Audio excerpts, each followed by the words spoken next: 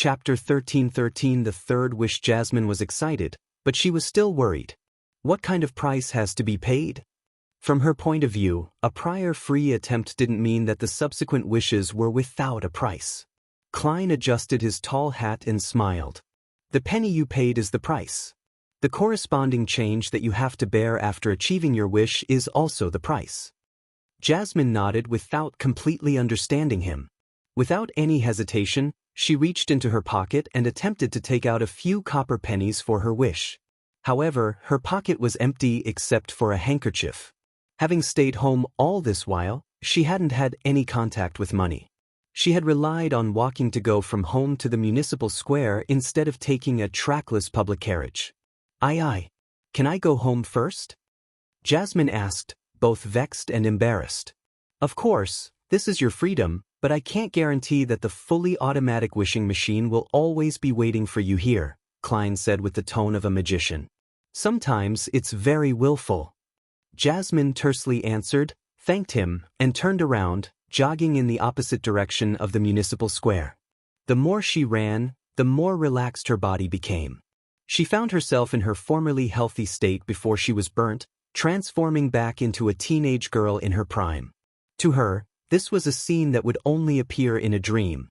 Of course, as an ordinary person, she gradually felt exhausted after running for a while. She had no choice but to slow down and begin walking slowly. The cool night breeze blew, revealing resplendent stars peeking through the clouds high up in the sky. The trees by the side of the street swayed gently and scattered the swaying shadows on the ground. All of this was so quiet and beautiful. Jasmine only felt her body and mind relax, and all her worries disappeared. This was the first time she was in such a good mood ever since she was injured. Unknowingly, a smile appeared on her face. After walking for about 5 minutes, she suddenly heard someone shout her name. Jasmine? Jasmine turned her head and saw a familiar face. It was her former neighbor, Mrs. Hamill.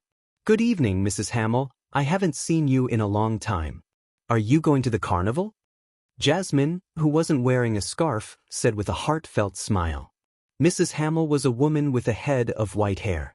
She carefully sized up Jasmine and said, I haven't seen you since you moved away. I heard that you were injured in the previous blast?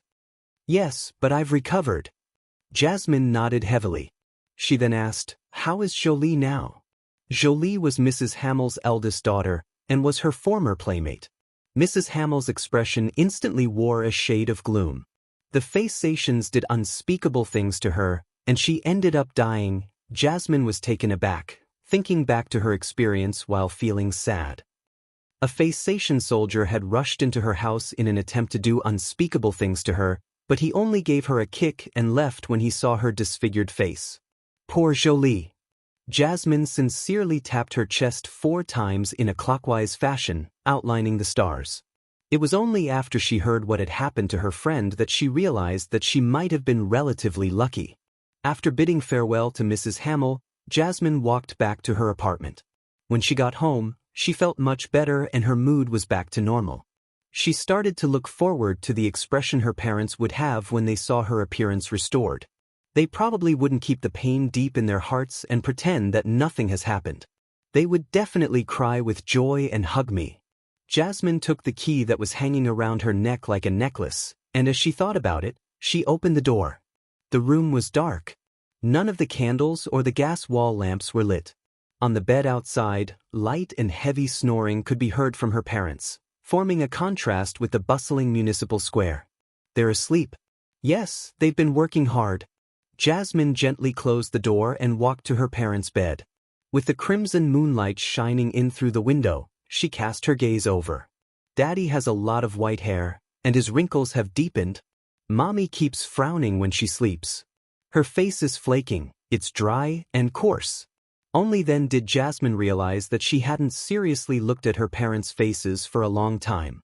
She didn't know that they had aged so much. Before the war, her father was an accountant with a pretty good income.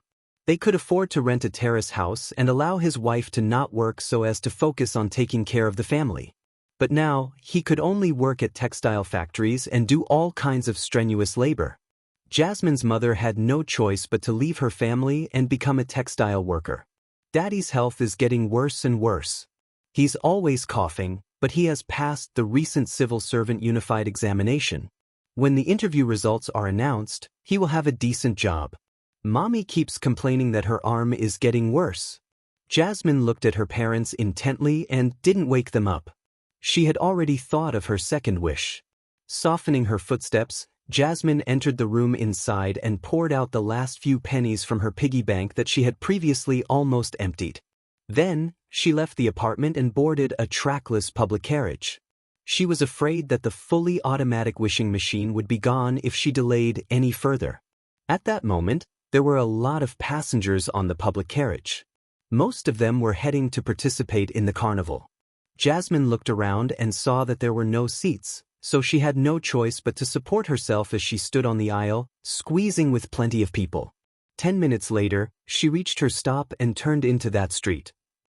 When the brass-colored machine embedded with a few pieces of glass appeared before her eyes, Jasmine silently heaved a sigh of relief and quickly approached. During this process, she surveyed her surroundings and didn't find the magician by the name of Merlin Hermes. It really is fully automatic. There's no need for him to be by my side? Jasmine muttered in puzzlement. She didn't waste any time. She took out a penny and placed it inside the fully automatic wishing machine. I wish for my parents to be healthy again. I hope that my family will become rich. Jasmine softly voiced her wish. She closed her eyes and waited for the miracle to happen. In the next second, she heard the clanging sound as though a coin had rolled out from the fully automatic wishing machine. Jasmine opened her eyes in shock and looked ahead, only to see that the penny she had just put into the machine had landed on a small tray around the coin slot. This wish can't be fulfilled? A wish can't contain too much content? My wish was actually 2 wishes. With the experience of being cured of her burns, Jasmine didn't suspect that there was something wrong with the fully automatic wishing machine. She thought seriously and stuffed the penny into the coin slot. Then, she lowered her head and made a wish softly. I hope my parents are healthy again. This time, she heard a soft knock sound out from the fully automatic wishing machine. Seeing that the copper coin remained inside the machine, Jasmine knew that her wish had been fulfilled. She couldn't wait to go home and check on her parents' situation. Suppressing her excitement, she inserted another penny. She had originally planned on making her family wealthy, but remembering that her father was basically going to become a civil servant in Limon City, and that her family income was guaranteed, she couldn't help but have other thoughts about it. When she was 10 years old, she already knew that she wasn't good looking. It wasn't that people around her would despise her and say that she wasn't good looking, but amongst her playmates, there were 2 rather beautiful girls. This allowed them to be accorded with greater treatment and experience the kindness of the world. Such a comparison only served to make Jasmine inevitably dream of becoming prettier as she grew older. But reality proved that dreams could only be dreams. However, this time, her dream could turn into reality because she had a miraculous fully automatic wishing machine in front of her. If I can make myself beautiful, I can find a good husband, and I can improve my family situation. Jasmine seemed to have heard the devil whispering in her ear. She closed her eyes uncontrollably and made a wish. I wish to become extremely, extremely, extremely beautiful. She used extremely thrice to accentuate the beauty she wanted. Just as she finished speaking, the door to the fully automatic wishing machine opened once again. A silver-white mask was pushed out and covered her face. Jasmine quickly opened her eyes and happened to see the mask disappear. At the same time, she felt something connect to her. She turned around in anticipation and once again walked to the shop by the side of the street. Using the light from the gas lamps and the glass on the window, she saw her current appearance. For a moment, Jasmine couldn't describe the exact changes in her facial features and outline. All she knew was that at this moment even she was mesmerized by her beauty. Her nose had become sharper and her lips had become fuller. Her eyes became bigger and limpid. Her skin was as tender as milk pudding. She only had slight similarities to her previous self. Is this a miracle? Jasmine couldn't help but let out a heartfelt sigh of amazement. She looked at herself, intoxicated. It took her great effort to finally retract her gaze before bowing at the fully automatic wishing machine. Following that, she walked towards the public carriage stop. On the way, eyes kept turning to look at her. Bang! A man, who was too focused on her, slammed into a gas lamppost. Jasmine pursed her lips into a smile. Without a word, she boarded the trackless public carriage. There were still many people on board, and all the seats were taken. Just as Jasmine was trying her best to find a spot, several men lifted their buttocks and straightened their bodies. They looked at her and smiled. "Miss, you can sit here." Jasmine was momentarily stunned.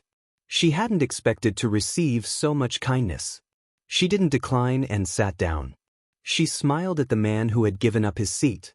"Thank you." The man's expression became extremely animated as he said humbly, "This is what a gentleman should do." Jasmine still retained the habits from when she was previously cooped up at home, so she didn't say anything else. She quietly sat there until she reached the stop near her apartment. Then she got off the carriage. After a few steps, she suddenly felt that someone was looking at her. She quickly turned her head to look. It was a drunkard. He was staring at Jasmine with an indescribably disgusting look. Jasmine jumped in fright and briskly walked to her apartment. However, the men she met along the way revealed similar looks, as though they could turn into beasts at any moment. At that moment, Jasmine felt as though she was walking in the wilderness. Previously, Jasmine enjoyed the gazes from the men, but now, all that was left was anxiety and horror. She hastened her footsteps again as though she was being chased by phaeacians. Finally, before the men could get close to her, she rushed into the apartment and got rid of them. Phew. The girl patted her chest and secretly decided to stay out less at night. Only then did she realize that extraordinary beauty had its disadvantages. After calming down, Jasmine went up the dimly lit stairs to the third floor and returned home. She used the key she carried with her to open the door. She carefully approached her parents' bed and used the moonlight to examine their faces.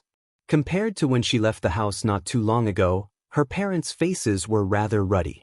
Their white hair and wrinkles had lessened significantly, and their snoring was almost non-existent. Their health has really been restored. Jasmine couldn't help but smile, clearly relieved. Sensing the commotion, her mother's eyelids twitched as she slowly opened her eyes.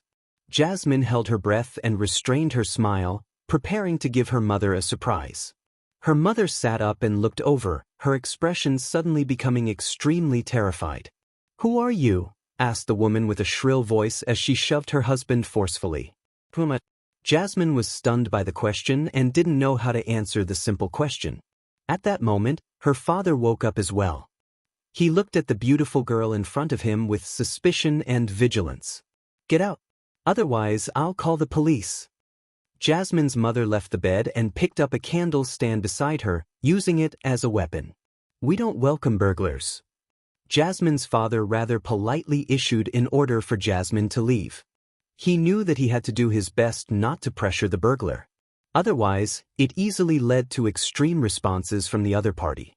If not for his wife and daughter, he wasn't too afraid of fighting the burglar. But now, his entire family was at stake.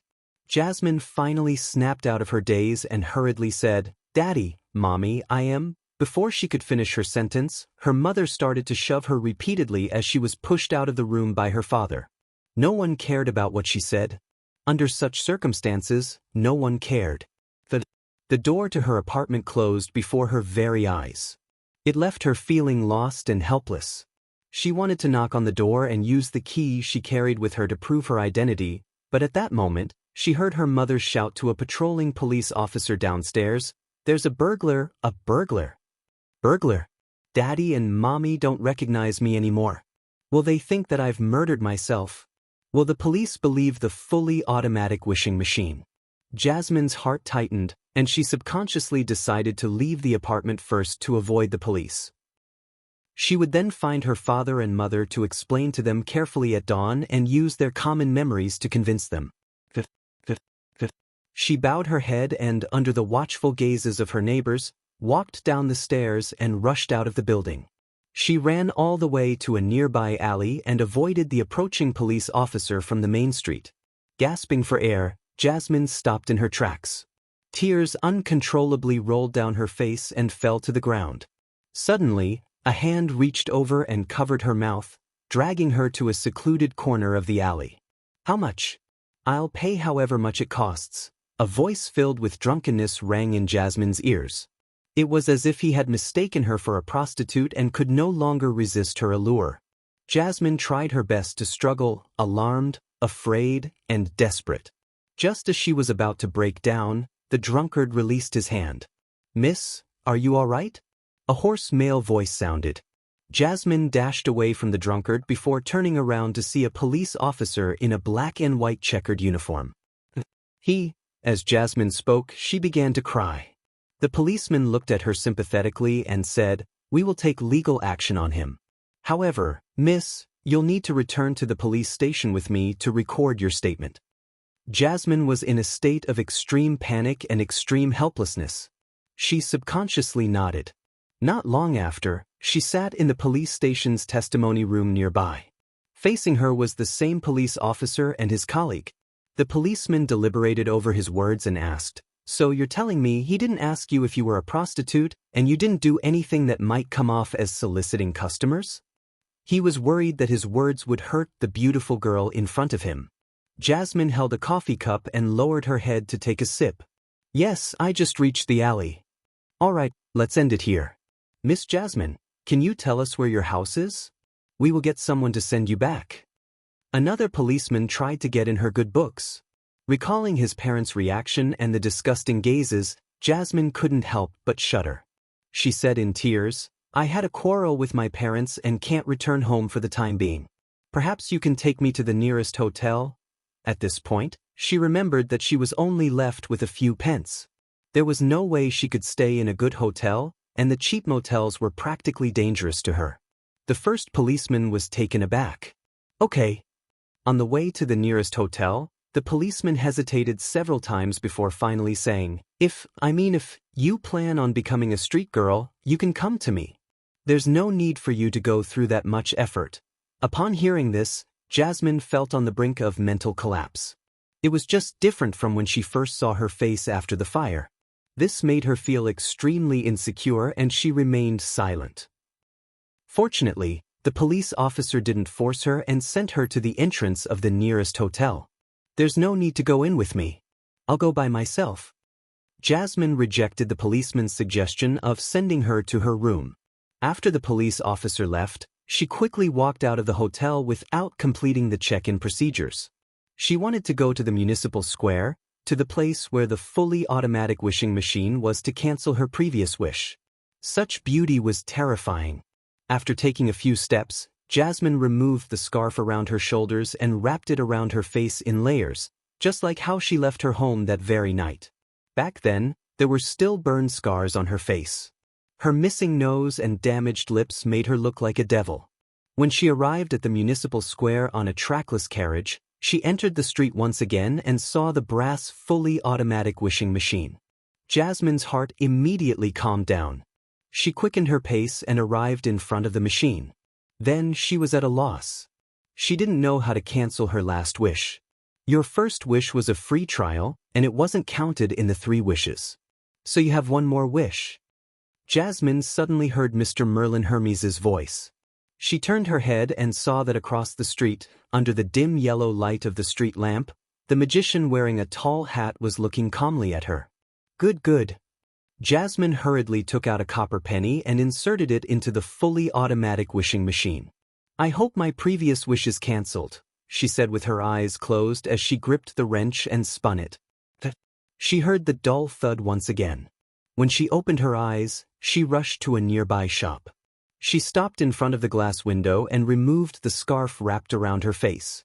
She saw herself again. She was no longer a pretty girl.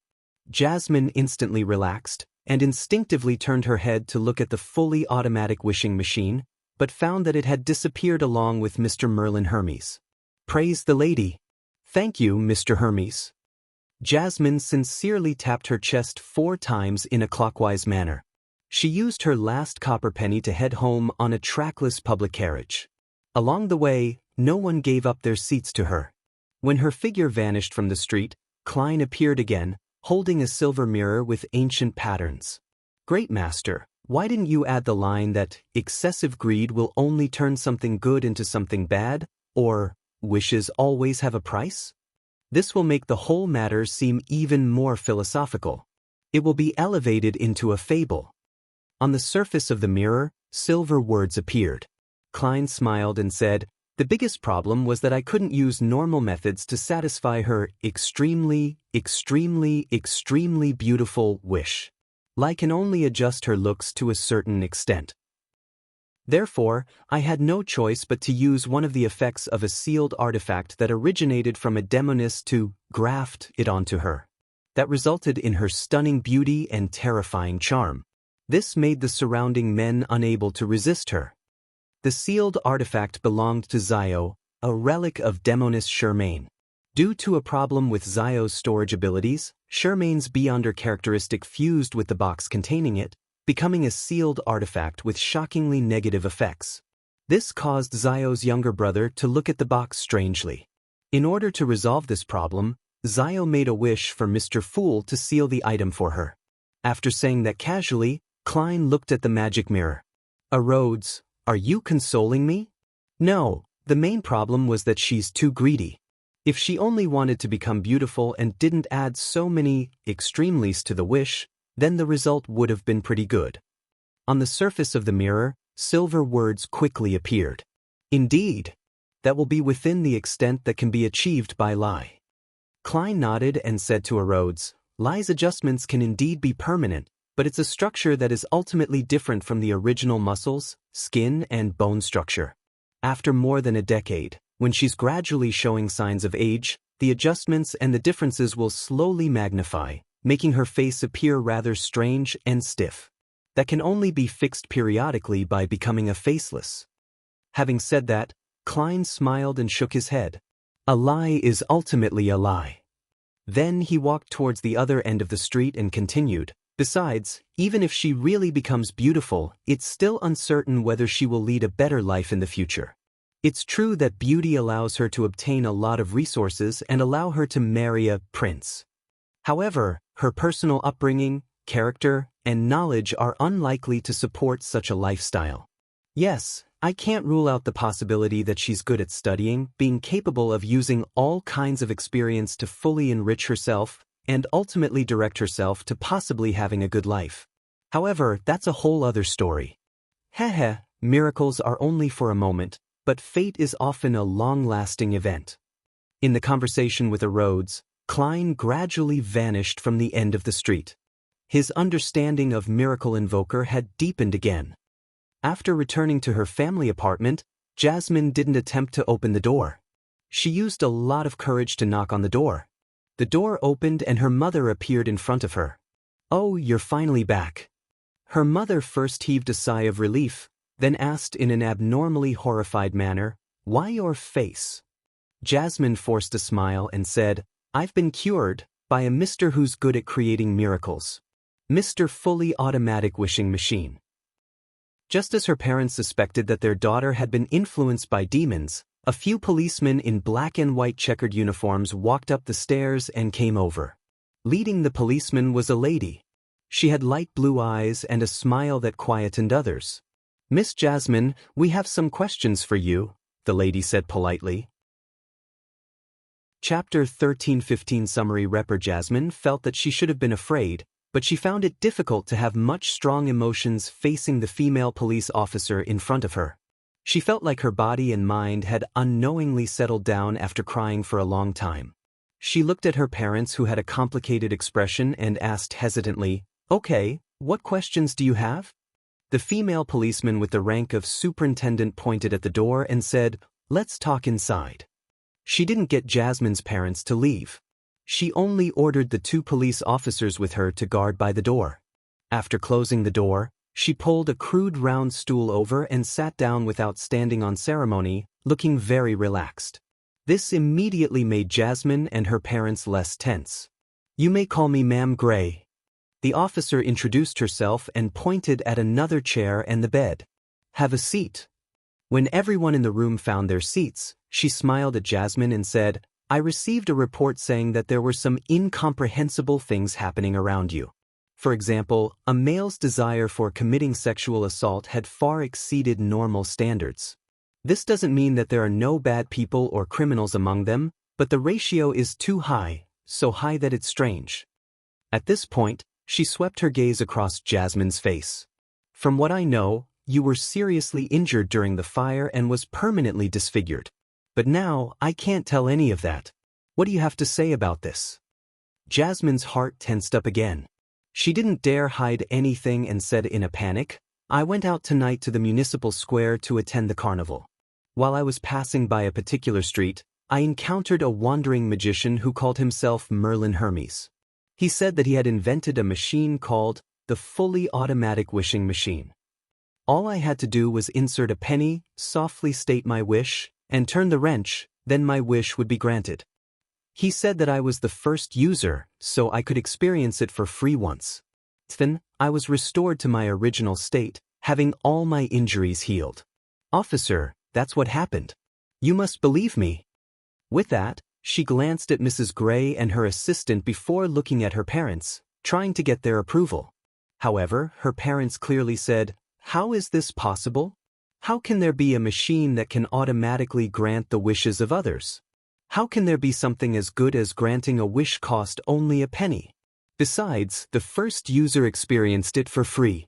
Gray and her assistant didn't show any obvious expressions, making Jasmine unsure if they believed her or not. Continue. Seeing her pause, Gray nodded encouragingly. Jasmine hurriedly mentioned how she returned home to get some coins before recounting in full how she wished for her parents to regain their health and how she wanted to become beautiful. Finally, she said, I was indeed very beautiful. Even I couldn't move my eyes away. This made me experience a lot of kindness, but later on, the surrounding men started to frighten me. In addition, Daddy and Mommy didn't recognize me and chased me out of the house. I was scared, very scared. I returned to the machine and made a third wish. Yes, that Mr. Merlin Hermes said that the first wish was free and wasn't part of the 3 wishes. In short, I returned to my original appearance and met you. Upon hearing these words, Jasmine's parents instantly thought of the beautiful burglar from before. Then they realized that their bodies were indeed much healthier than before.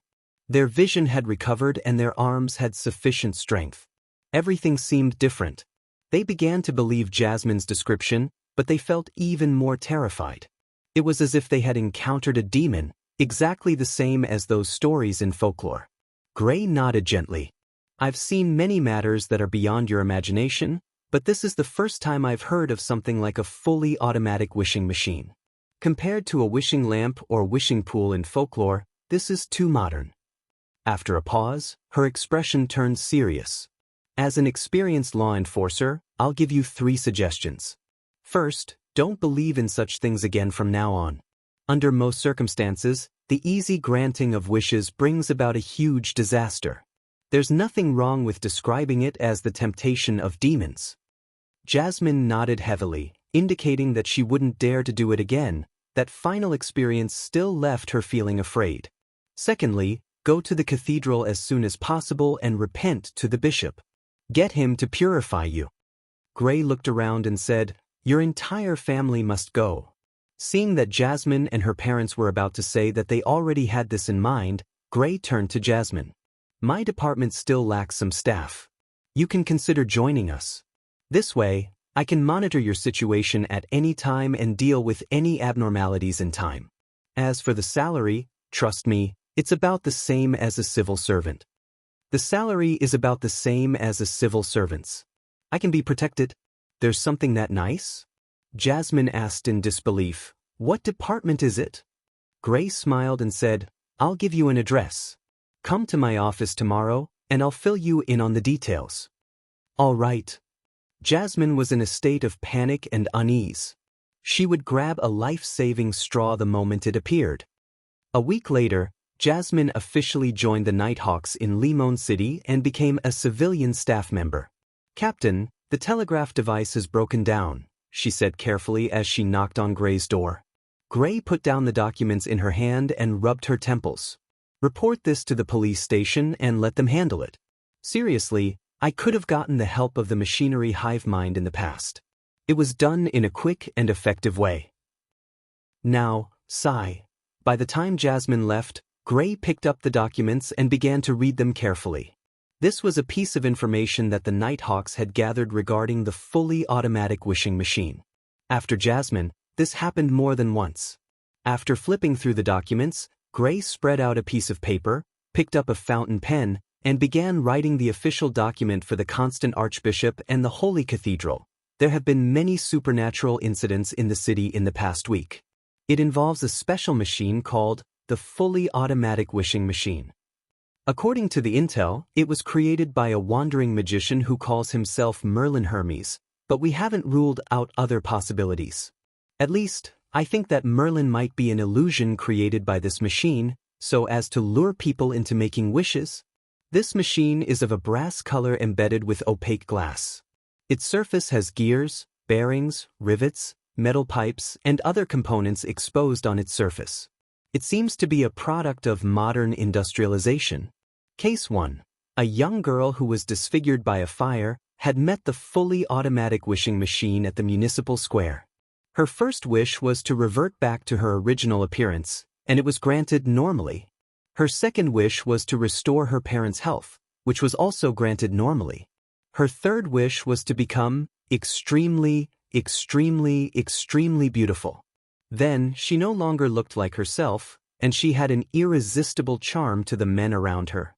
She claimed that she was the first user of fully automatic wishing machine, which allowed her to have one free wish. With that, she cancelled her third wish. Case 2. A retired soldier who participated in the war to defend Limon was left with serious mental damage. He met the fully automatic wishing machine by the river. His first wish was to restore his mental state to a state before the war, and it was granted normally. His second wish was to become a little more handsome so as to reach the standards of the male models on magazine covers. He also had it granted normally. His third wish was to obtain £100,000 and become a tycoon. Then, he caught the fancy of the owner of the Limon United Steel Company who wished to marry him, a lady with a wealth of nearly £200,000. This retired soldier didn't wish to accept her with her having a weight of more than 200 pounds and her shorter than average height. Furthermore, she's a violent middle-aged woman. He prepared to leave Limon and head south. If there comes a day when he doesn't want to work hard anymore, he can easily obtain the rights to a wealth of £100,000. In a sense, his wish was granted, but he's unwilling to accept it. Case 3. Case 4. Case 5. A public school teacher met the fully automatic wishing machine near a storm cathedral. Her first wish was to make herself look better and not be ostracized by her students because of her looks or be spurned by her colleagues. This was granted normally. Her second wish was to obtain a better position, which was also granted. As her teaching standards were high enough and she was no longer restricted by her looks, she quickly became the most popular teacher among the students and began taking on the duties as vice principal. Her third wish was to have a husband with impeccable looks, family background, personality, and ability. Finally, she got a doll who could speak, move, and have a certain level of intelligence. It had living characteristics and looked rather handsome. It was carved by the best master and could have any personality one wanted. It was very capable in every aspect. Other than not being human, it really had no flaws. Case 6. Summarizing these cases, we have obtained some preliminary guesses. The fully automatic wishing machine can appear anywhere in Limon. It's extremely random, and there's temporarily no discovered pattern for it. Most of the wishes that are made can be fulfilled normally. However, a small portion will be distorted, and the latter is basically concentrated on the third wish. Of course, it's also possible that the person will let themselves loose by the time they make the third wish and thus make excessive demands. The wishes it granted were mostly related to appearance, but it covered a wide scope. It was almost omnipotent. The frequency of its appearances is also irregular. This is a classic example of a mystical item that needs to be sealed. Furthermore, it clearly exceeds the grade of a Grade 2 sealed artifact. I hope the Archbishop and high-ranking deacons will personally deal with it, or give an effective sealing method. On the steam locomotive out of Limon, Klein observed his digestion of the miracle invoker potion. Chapter 13:16 An unknown city. If I keep accumulating it bit by bit, it won't be long before I can respond to Moon City's prayers and cure their deformity, thus creating quite a miracle. In addition, I've also concluded the acting principles of a miracle invoker. It's only a matter of time before I digest it if I follow them. I might even finish within the year. Klein retracted his gaze from outside the window, raised his left arm, and controlled the monster puppet on his hand to entertain a child across him. This made him look more like a wandering magician. If he was willing, he could even use life's cane or the grafting ability to imbue this sock puppet with living characteristics. While entertaining the child, Klein's thoughts scattered as he considered where the marionette city needed to be built for the advancement ritual. A marionette city needs sufficient interaction to develop a corresponding region in the spirit world. This means that it isn't enough to leave it in the forsaken land of the gods. Ignoring the fact that it's sealed there, there's no way of directly connecting it to the spirit world. All I can do is rely on the little specialness it has. Even if there's no problem with it, it's difficult to create any interactivity with a place that lacks intelligent life. If it's placed in the northern and southern continent or the sea colonies, I have to be careful. Before the ritual is about to succeed, I definitely can't expose the fact that it's a marionette city. Otherwise, it will be affected, damaged, or even attacked by Zeratul, Amon, and my other enemies. Yes, I have to give a sufficiently good reason for a marionette city to appear. Then, there won't be any abnormalities with the interaction between the traveling merchants and the surrounding humans. I have to make every marionette a living person. They have their past, present, and future. They follow their own trajectories of fate. This means that a marionette city is extremely complicated. I need to split out many worms of spirit to deal with it. This also has the risk of losing control by doing so. If they are husband and wife, they should act like husband and wife. When faced with something they are fond of, they should show joy. Perverts should be hated. This way, foreigners might hear embarrassing sounds while staying in the marionette city. I'm still just an innocent child. This is a large-scale reality show, or rather, a high-end version of playing house. It has to be able to deceive the audience. As Klein lampooned inwardly, he silently counted if he had enough marionettes. Previously, he had gone to the forsaken land of the gods several times and converted a large number of them. There were all kinds of monsters that might not have Beyonder characteristics. He also consciously controlled batches of rats, cockroaches, mosquitoes, and flies, hoping to make a more uncommon side of the city real enough. I'm barely able to support a small city, so just a few more visits to the forsaken land of the gods would do. Just as this thought flashed through Klein's mind, a scene suddenly appeared in front of him. At the top of the giant king's court, which was bathed in the light of dusk, the open door slowly and heavily closed. This was like a pair of invisible hands closing the entrance to the forsaken land of the gods. Klein's eyes darkened as he vaguely guessed that this scene meant that the true creator was about to seal off the forsaken land of the gods again.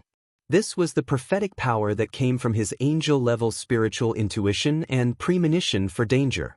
It was about to happen a few minutes or a few seconds later. Did the true creator capture Amon? Or has he already given up?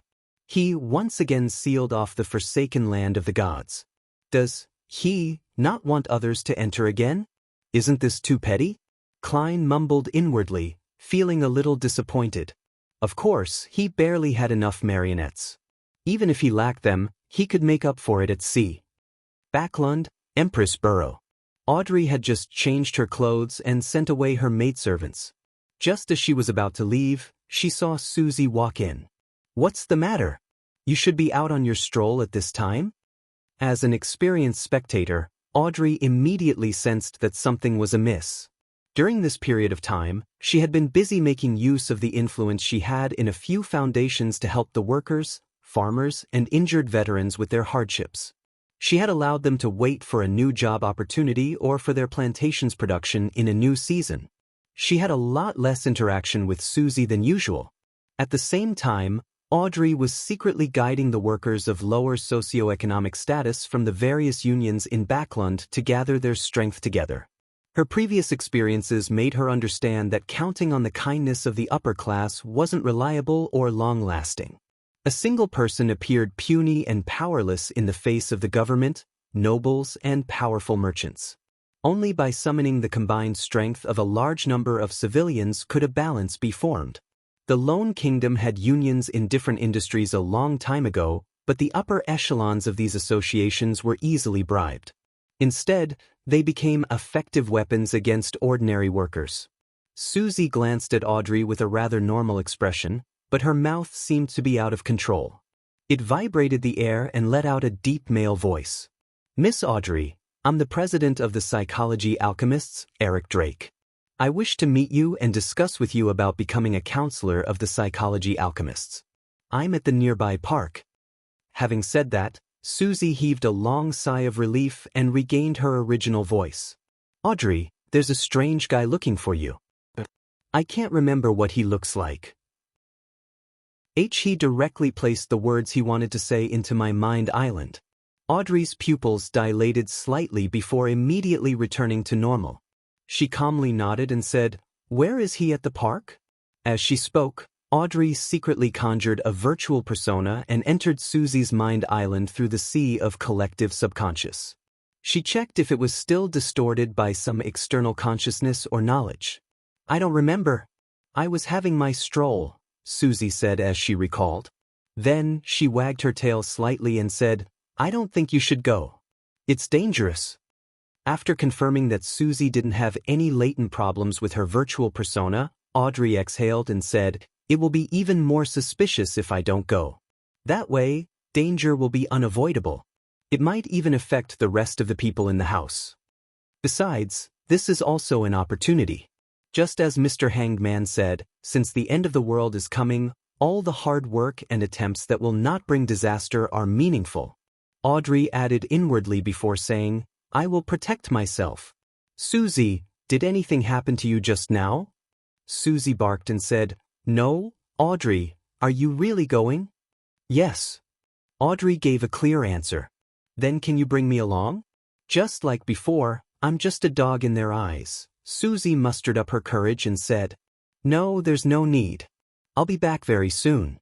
Believe me, I'll be blessed by a deity," Audrey replied with a faint smile. After comforting Susie, she used her psychological invisibility and left the luxurious villa like she usually did. When she was far away, in a corner on the first floor, a servant who was cleaning suddenly bowed his head and softly said words that he had never learned before. "The fool that doesn't belong to this era?" In the ancient palace above the fog, the figure sitting in the fool's seat naturally looked at the newly formed prayer light and realized that the believer was extremely unfamiliar. It's identical to Miss Justice's home environment. I can suspect that it's a result of guidance created by a virtual persona's invasion of the Mind Island. Miss Justice used this method to avoid any surveillance and pray for blessings. The figure quickly came to a conclusion and transferred the corresponding situation to his true body. A few seconds later, Klein entered Sapphira Castle and allowed the worms of spirit to burrow into his body. Miss Justice is becoming more and more like a high-sequence spectator. Klein praised inwardly as he cast his gaze at the crimson star representing justice. In the park with a lake. As soon as Audrey entered, she saw a large carriage drive over. The carriage driver was an ordinary middle-aged man wearing an old hat and a dark-colored jacket. However, in Audrey's eyes, this carriage driver didn't exist because he didn't have a corresponding island of consciousness or mind.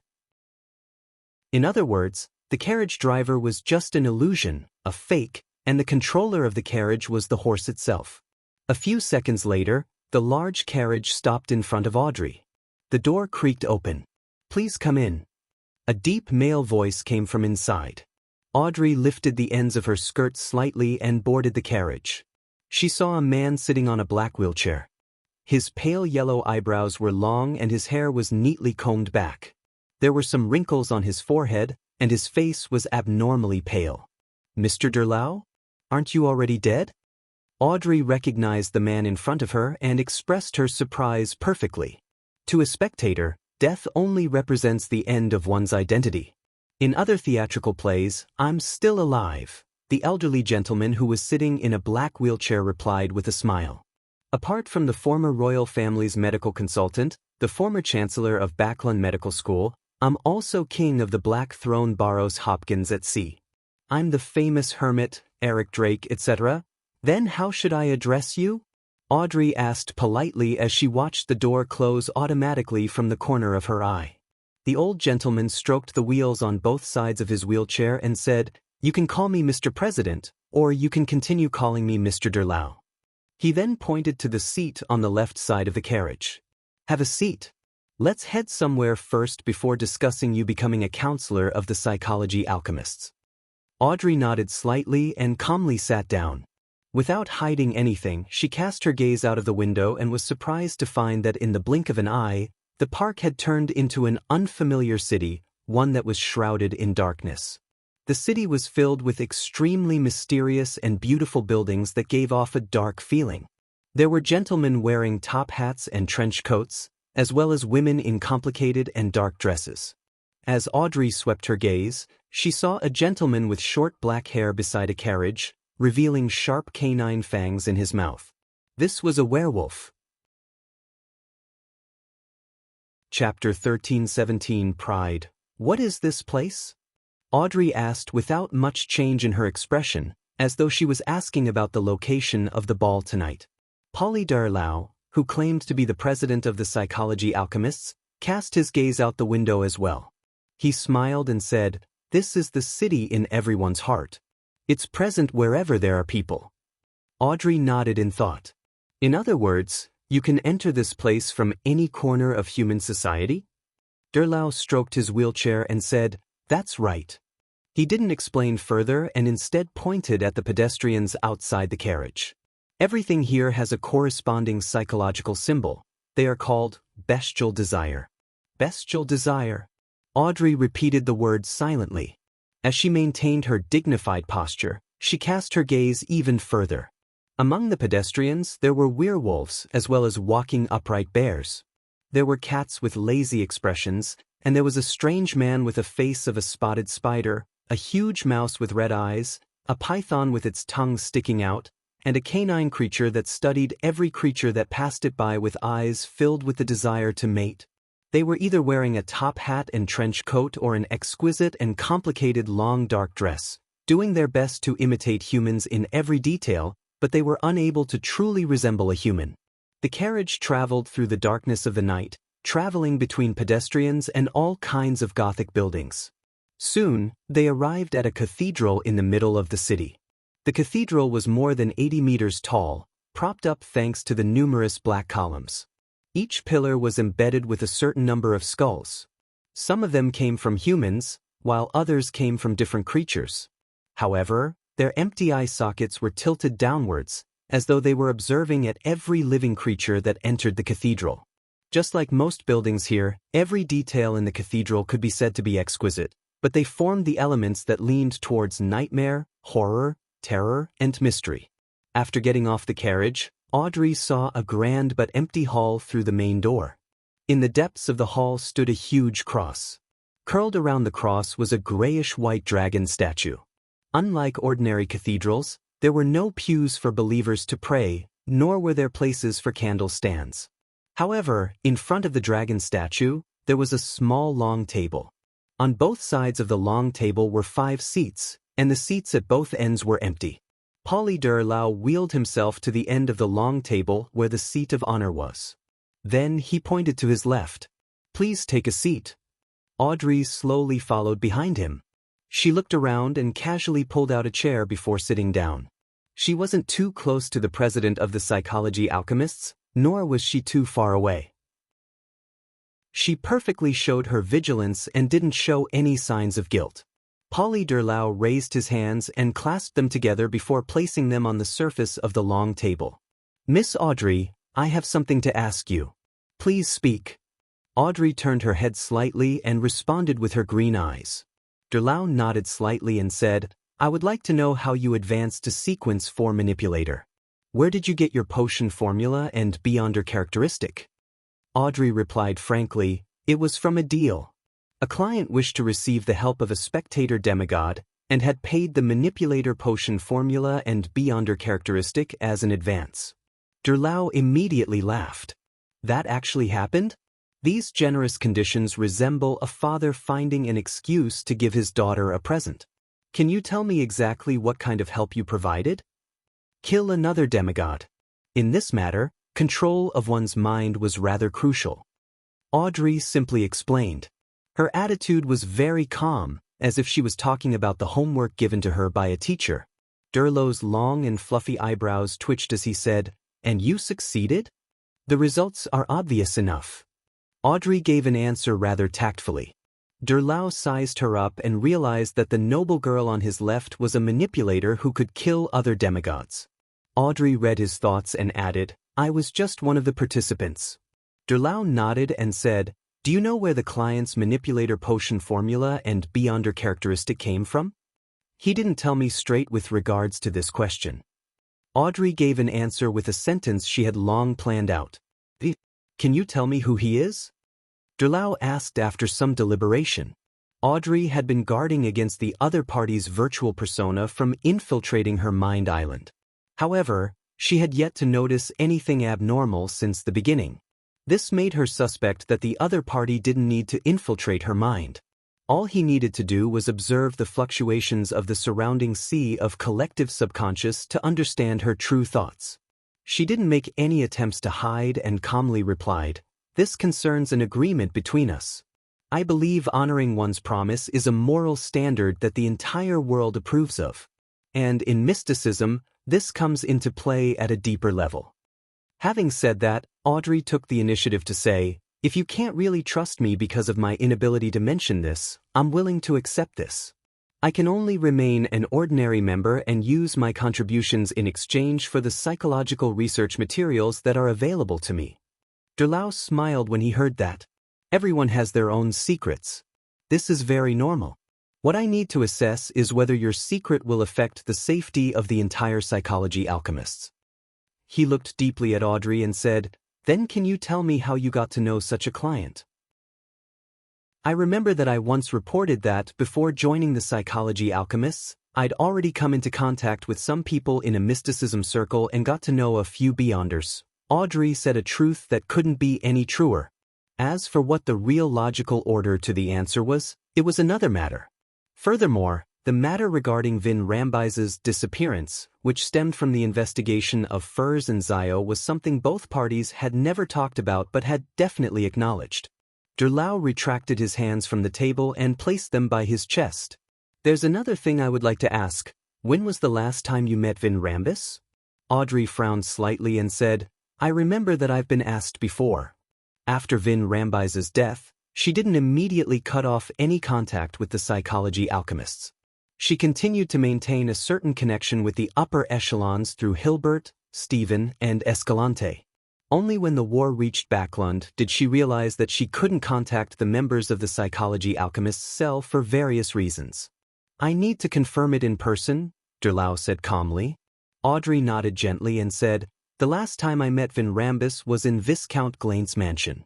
At that time, I hypnotized my two beyonder friends I knew, as per his instructions, and asked them why they were investigating Viscount Stratford and who the mastermind behind this was. At that time, Counselor Vin Rambis was nearby, ensuring that nothing went wrong with the hypnotism. After he received the answer, he quickly left. After that day, I never saw him again." As she answered, Audrey was still guarding against the invasion of her mind island. However, it was calm there and nothing happened.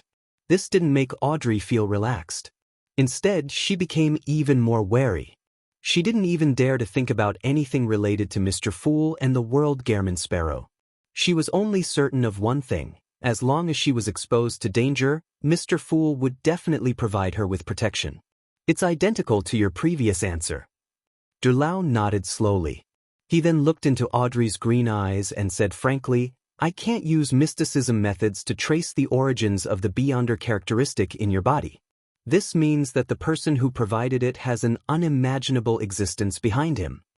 Audrey nodded slightly but forcefully, expressing that she agreed with his assessment. I can't force you to not cooperate with other Beyonders or make deals. It's unrealistic. I just hope that you can promise not to reveal anything about the psychology alchemists to anyone. At the very least, when you wish to entrust certain missions to others, you have to package them and hide the secrets, Derlau said calmly as he retracted his gaze. Audrey replied without hesitation, I promise not to tell any living creature that isn't qualified to know about matters regarding the psychology alchemists. She took the initiative to amplify the concept all the way to that of a living being to make up for any loopholes in her promise. As soon as she finished speaking, she felt her thoughts surface from her mind island.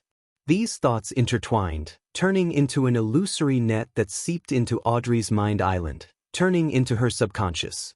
As this restriction net came from Audrey's spirituality, she would be incapable of removing it even if she became an angel. She would lose the intention of talking about the psychology alchemists when she faced non-members of the psychology alchemists or people who didn't qualify to know about them. And she wouldn't realize this. He didn't invade my spiritual island. Just my words alone made the promise turn something substantial. While Audrey was alarmed, her expression didn't show. Of course, she didn't completely restrain herself, as being surprised by such means was an instinctive reaction from a manipulator. Based on this point, she suspected that either there was something wrong with this city that existed in the heart, or that Derlau, the psychology alchemist president, wasn't just at the level of a saint. Seeing Audrey make her promise, Derlau pointed at the long table in satisfaction and said, From now on, you are a counselor of the psychology alchemists. You can choose a persona mask as your codename. As he spoke, 7 grayish-white masks appeared on the long table. They were rather illusory and abnormally cold. 5 of them were placed in front of the corresponding seats, as though they already had a master. The remaining 2 persona masks are Wrath and Pride, Derlau introduced. They come from the Holy Bible of the Creator from the 3rd epoch. Audrey thought for a second before reaching out her hand to the mask that didn't contain any anger. I choose Pride. Derlau looked at her and chuckled.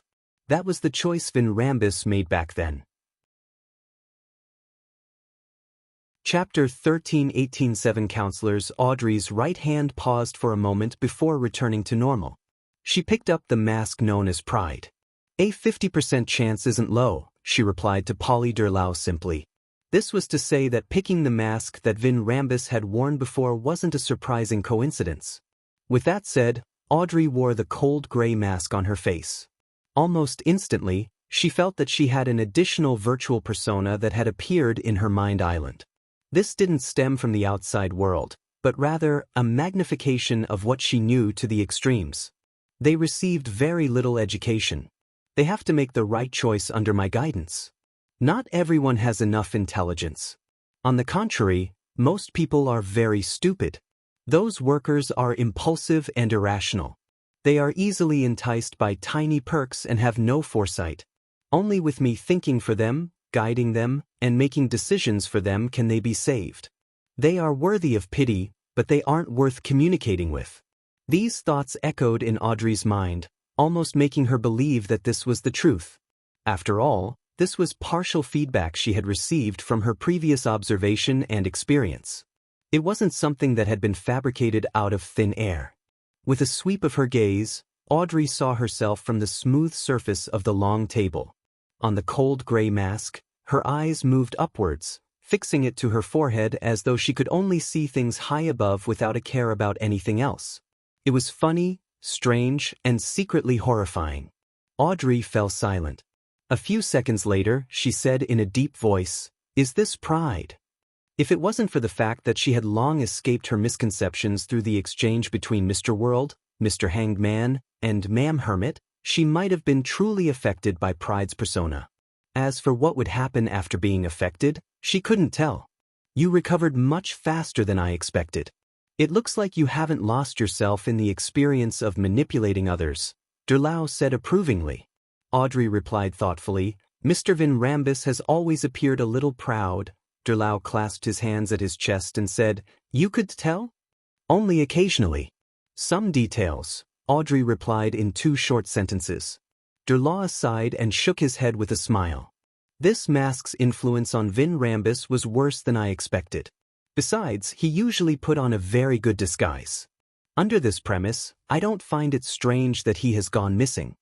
His arrogance will make it impossible for him to see the path beneath his feet. It will make him look down on beyonders who are weaker than him, and this will often bring great danger.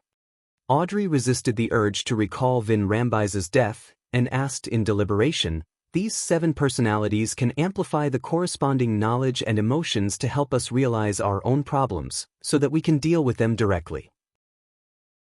At the same time, they will also bring some negative effects, and unknowingly change its wearer's personality?" Derlau nodded slightly. In the mind domain, it's very difficult to obtain external help that's pure and without danger. One has to have enough internal strength to avoid the corresponding negative effects. You have walked the right path for you to realize this. Audrey was just about to take the opportunity to discuss some questions about the mind domain when she suddenly saw a mask on the table disappear. She subconsciously turned her head and looked at the entrance of the cathedral. She saw a figure walk in through the door. This figure was wearing a 3-piece formal wear suit, and he had a half-top hat in his hand. He wore the mask that had disappeared earlier on. The mouth on the mask was opened wide until it reached close to the ears. Its mouth remained open, as if it wanted to swallow everything that its eyes could see. "This is one of the counselors of the psychology alchemists, Mr. Gluttony." Derlau did the introductions. Following that, the remaining counselors of the psychology alchemists arrived one after another. They were Mr. Lust, Ma'am Greed, Miss Sloth, and Mr. Envy. As a senior spectator, Audrey was the first to notice the difference in their masks. Greed was similar to a gluttony. His mouth reached his earlobes, but it wasn't open. Furthermore, his eyes were closed. Lust was similar to pride, but its eyes were different from ordinary people. They had sunk to the middle of their noses, as though they were looking at people from the bottom. Envy's eyes, ears, nose, and mouth were slightly slanted and had a gloomy temperament. Sloth's eyes were tightly shut, and its mouth naturally drooped, giving off the feeling that the wearer was sleeping. Seeing all the counselors present, Derlau smiled and said, "Let's wait for another friend. He will be the 7th counselor. Hey 8th, I forgot to count myself." Just as he said that, a figure entered the cathedral's main door.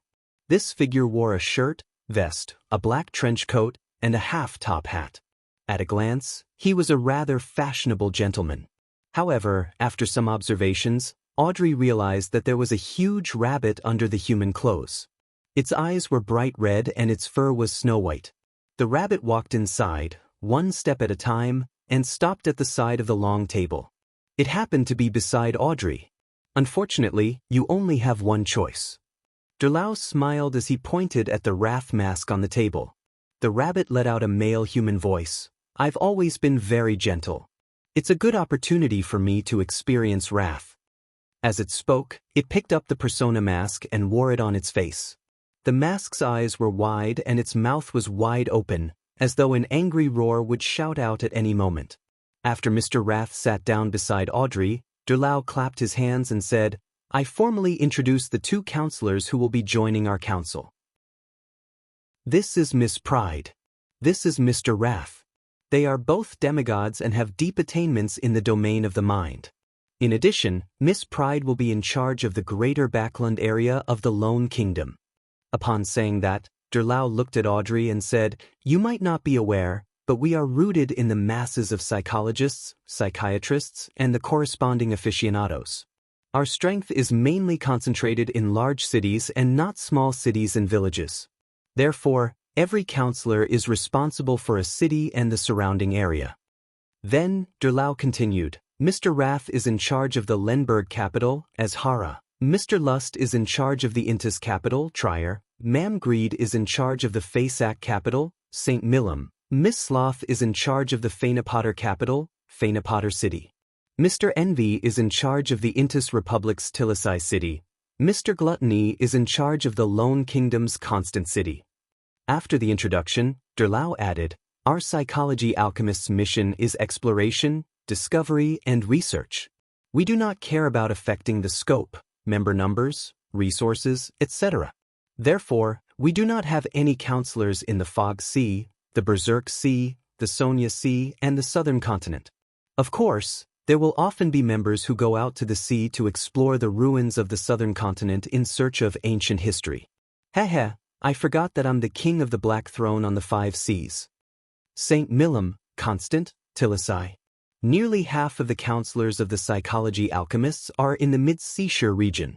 Audrey acutely sensed a problem. She came from a noble family and had received good education since she was young. She was no stranger to the geographical location of every city in the northern continent. She knew that Fairsax, St. Millum, Lones Constant, and Intissus Tillisai were big coastal cities of mid-seashore. Although they couldn't compare to the 3 major cities of Backlund, Trier, and Fainapotter City, each of them was quite large. Furthermore, there were many medium-sized cities around them. This made the mid-seashore coast become the most vibrant economic zone in the northern continent, an area with the biggest population. Under such circumstances, it wasn't too surprising that the focus of the psychology alchemists was placed on mid-seashore. Audrey generally didn't think that the psychology alchemists weren't too interested in expansion. After the counselors got to know each other, Derlau turned his head and said to Audrey, "Miss Pride, due to the war, Backlund's psychology alchemists suffered great losses. We have lost contact with many of the members. I will give you a specific list in the future. You will be in charge of confirming the whereabouts of the members and then organize them again. In this process, I suggest that you don't use your real image and name to finish the tasks. Create a virtual identity to complete them." Vin Rambis didn't do well in this aspect. "I think he's a little too proud." Audrey nodded slightly and agreed. Derlau retracted his gaze and said, "The second thing to discuss today is the whereabouts of the Mine Dragon in East Chester County of the Lone Kingdom. The dragon-worshipping customs of the Heartlark village haven't been weakened in the past 2 years. I suspect that the Mine Dragon is still influencing it in some way. Perhaps we can use it to find its whereabouts. Who is willing to handle this matter?" After raising the question, he recalled that the newly joined Miss Pride and Mr. Rath didn't have enough knowledge of the corresponding situation. He simply explained the explorations the psychology alchemists had previously done, as well as the problems that his entire archaeological team members encountered. Audrey had actually participated in some matters in the early stages. Now that she had a suitable reason to intervene, she couldn't help but feel her heart palpitate. It wasn't that she really wanted to hunt the Mine Dragon, but rather, she wanted to communicate with it and grasp more knowledge and secrets of the mine domain. However, she wasn't in a hurry to raise her hand. As a counselor participating in the council for the first time, she would rather miss an opportunity than be eager to showcase herself. "This is Lone's matter. It's not suitable for us to interfere." Mr. Lust surveyed the area and said, "Unless Miss Pride and Mr. Gluttony don't have the time for it." Audrey waited for a few more seconds. Seeing that the Gluttony didn't say anything, she looked at Derlau and said, "I will try to investigate, but I need more detailed information." Chapter 13-19 Life-Preserving Incantations. Seeing that Audrey was willing to attempt the investigation mission, Derlau nodded and said, "I'll give you the detailed information later, but I have to warn you that this matter is rather dangerous. You must not be careless." Upon saying that, Derlau paused for a moment and said, "If you encounter an accident and you can't solve it by relying on yourself, you can try to say a name. This will bring you salvation." "What name?" Audrey asked as she had a guess in mind. Derlau's expression immediately turned solemn. "It comes from the Holy Bible of the Third Epic's creator. It involves the highest mystery of the mind domain, and it has a close relationship with something of the psychology alchemists. It's Adam." "Adam?"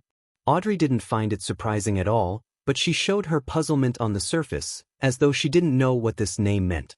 Derlau didn't explain and instead said, "As a counselor, you should be in charge of a Grade 1 sealed artifact. However, you and Rath have just joined the ranks, so there must be an observation period first. Besides, the former committee member of the Backlund region, Vin Rambis, has lost a rather important sealed artifact. We are considering whether we should change the usage method of sealed artifacts and allow usage only via an application. In other words, all the sealed artifacts will be kept in this mine city. You usually won't hold on to them and can only use them temporarily after an application for particular incidents. The woman in charge of Fairfax Capitals, St. Millum, immediately shook her head. There is a very serious flaw in this method. That is that we are unable to deal with any sudden accidents. Be it enemies or monsters, once we encounter them, we will not have the time to apply and retrieve the sealed artifact. I believe that the current method is good enough. Everyone wields a Grade 1 sealed artifact to deal with accidents. When there's a need, we can apply for other items. Derlau laughed and said, "This was indeed better in the past. But now, you don't have to worry. As long as you have the chance to resist an accident, then you can directly enter this mine city to avoid the enemy and obtain the item. If there's no chance, just as I said, reciting the name Adam will do." You said Adam twice. That entity is probably already watching. No, he might have been watching from the very beginning. Audrey's heart almost beat faster when she heard that. Then how do we enter without your invitation? Mr. Envy asked as he nodded. Derlau pointed at his face and said, "From this council meeting forth, you can take your persona mask out of this city. No matter where you are, as long as there are at least 2 humans around you, yes, other than you, you will be able to wear the corresponding persona mask and enter the city. And these 7 masks are illusory. They are closely connected to what you know, and there's no need to store them in a special way. With just a thought, you will be able to take them out of the sea of collective subconscious."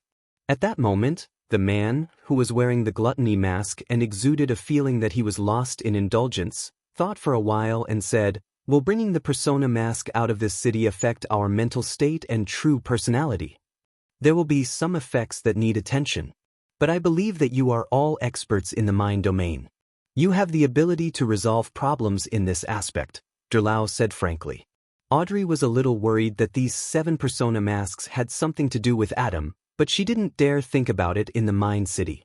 She forced herself to rein in her thoughts and replied to what Derlau had said before, "I can accept the 2 safekeeping methods of the Grade 1 sealed artifact. I'll patiently wait for the probationary period to end." "Miss, you aren't proud," Miss Sloth, who looked like she was sleeping, commented with a smile. After discussing the Mind Dragon in East Chester County, the other 5 counselors began introducing things that were worth paying attention to in their respective areas as an exchange of information. During this process, Mr. Gluttony, who seemed to be capable of eating an entire cow at any moment and wore 10 rings, said, "The Constant region hasn't been peaceful recently. There have been many miracles happening one after another.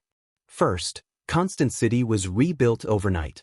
Second, Belton City's citizens collectively lost their memories of a certain period of time. Third, a powerful archmage who grants the wishes of others for pleasure has been wandering the eastern shore of the mid-seashore. He's called Merlin Hermes. Related to this, there's an item known as the fully automatic wishing machine. Other than that, I also noticed something strange. Many rats, cockroaches, and crows in Constant City have lost their souls, days after the city was miraculously restored. Why were you able to sense this problem?" Mr. Lust looked up at Gluttony from the bottom. Gluttony gulped and said, "I've been researching the mind problems of ordinary creatures recently. Rats, cockroaches, and crows are my experimental subjects." The counselors immediately started discussing the direction of this research before the meeting officially entered the 3rd stage. Their academic exchange enriched Audrey's knowledge quite a bit. She listened very seriously and would occasionally share her thoughts and insights. "All right, this conference will end here." After a while, Derlau clapped his hands. Audrey subconsciously wanted to stand up and lead the other counselors into bowing and bidding farewell. However, she quickly came to her senses and continued sitting there, being the penultimate person to stand up. Before leaving, she asked curiously, "Mr. President, does this city have a name?" "Yes." Derlau laughed. "The Garden of Eden." "Garden of Eden?" Audrey saw that the other counselors were walking towards the door and asked thoughtfully, "There are many cathedrals here. They should represent a faith. I wonder which existence the residents here believe in." Derlau nodded and replied solemnly, "The omnipotent and omniscient Creator." "Garden of Eden." The omnipotent and omniscient creator. If this wasn't created by Adam, I'll write my name backward. Above the gray fog, inside the ancient palace, Klein looked at the crimson star representing Miss Justice and silently muttered to himself. In addition, to recite Adam, when faced with danger as a response would indicate a problem without concealing anything. Ever since Miss Justice entered the Garden of Eden, the true vision provided by Sapphira Castle had been suppressed. Klein could only use Audrey's point of view to observe the surroundings, just like how Queen Mystic Bernadette's fixed viewpoint back on the primitive island. To a certain extent, this also showed the status of the Mind City, Garden of Eden. Klein gently tapped the edge of the long mottled table and conjured a pen and paper to write his thoughts. This wasn't something he couldn't analyze based on his own thinking. Instead, when facing an existence like Adam, he needed to repeatedly ponder and analyze the details. Thus, the words that formed on the paper helped him to read them back and forth so as to notice and make up any missing details. Basic premise: Adam has already advanced to sequence 0 using the full-scale war from before. By becoming a true god, he can be known as a visionary. Miss Justice happened to become a sequence 4 manipulator after Vin Rambise's death. She may be able to convince others, but she can't convince Adam. What does Adam want? Setting up a sequence 4 saint doesn't match his identity as a visionary unless has another ploy his sleeves. His real target is the Mind Dragon, or is it me who's backing Miss Justice? Care and vigilance must be enhanced on this matter. We must not be careless. In the Garden of Eden, the cathedral that the psychology alchemist counselors were using is similar to Adam's corpse cathedral. However, it's only a little similar. The stone columns on its exterior are inlaid with several skulls. There is no corresponding layout inside, and the color is dark black and very gloomy. What does this mean? What does that grayish-white dragon coiling around the huge cross symbolize? The first step in resurrecting the creator has been successful? Adam is already a visionary. His father or the original creator returns, who would be the first one to be unlucky. He is willing to sacrifice himself? This is the meaning of being zealous? That rabbit is suspected to be Hermes. However, as an angel of the spectator pathway, it doesn't make sense for him to not be able to remove Miss Messenger's transformation curse after so long, especially since he has a visionary who can provide help. Did Hermes do it on purpose? Yes, the president of the psychology alchemists, Derlau, mentioned that to the spectator, death only represented the end of one's identity. He can still participate in other theatrical plays in other aspects as another identity.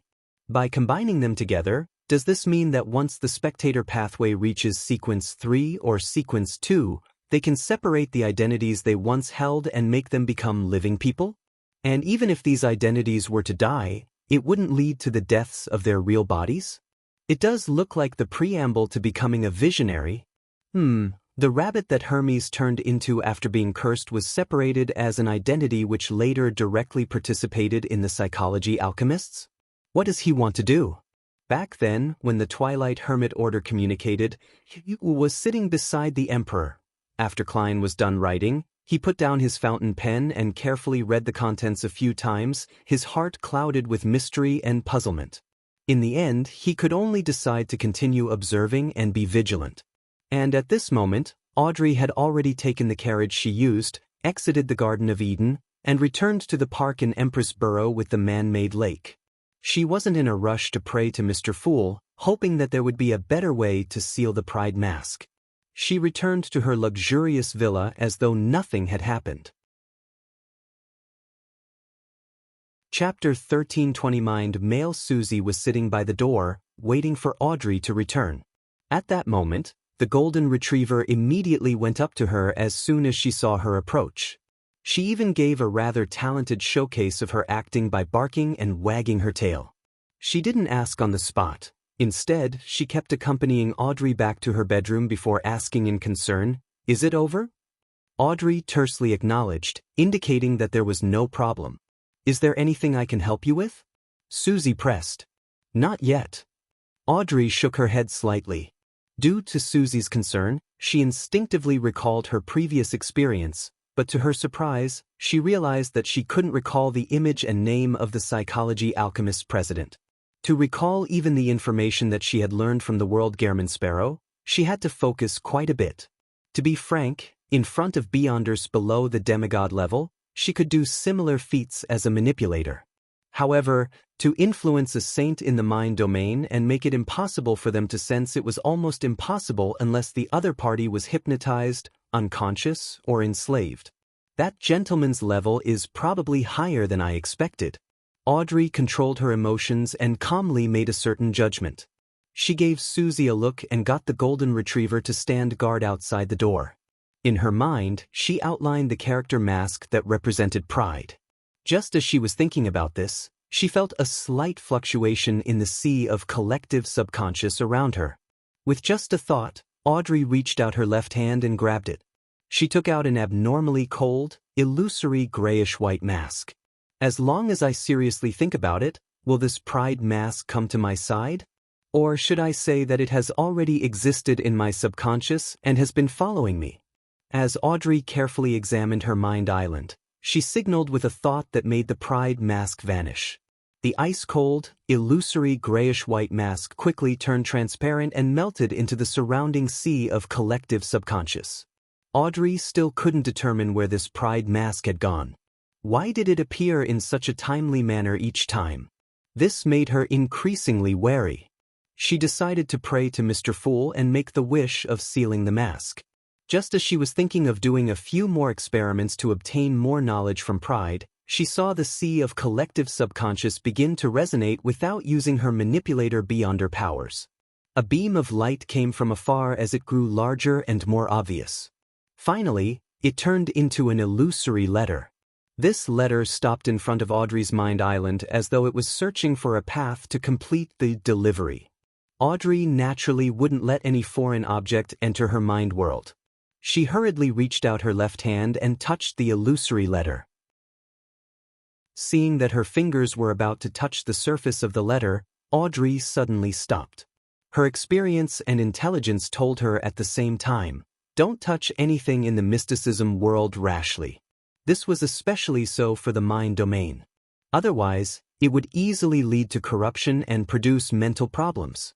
With this in mind, Audrey produced a virtual persona and put on the black long-veiled glove, Hand of Horror.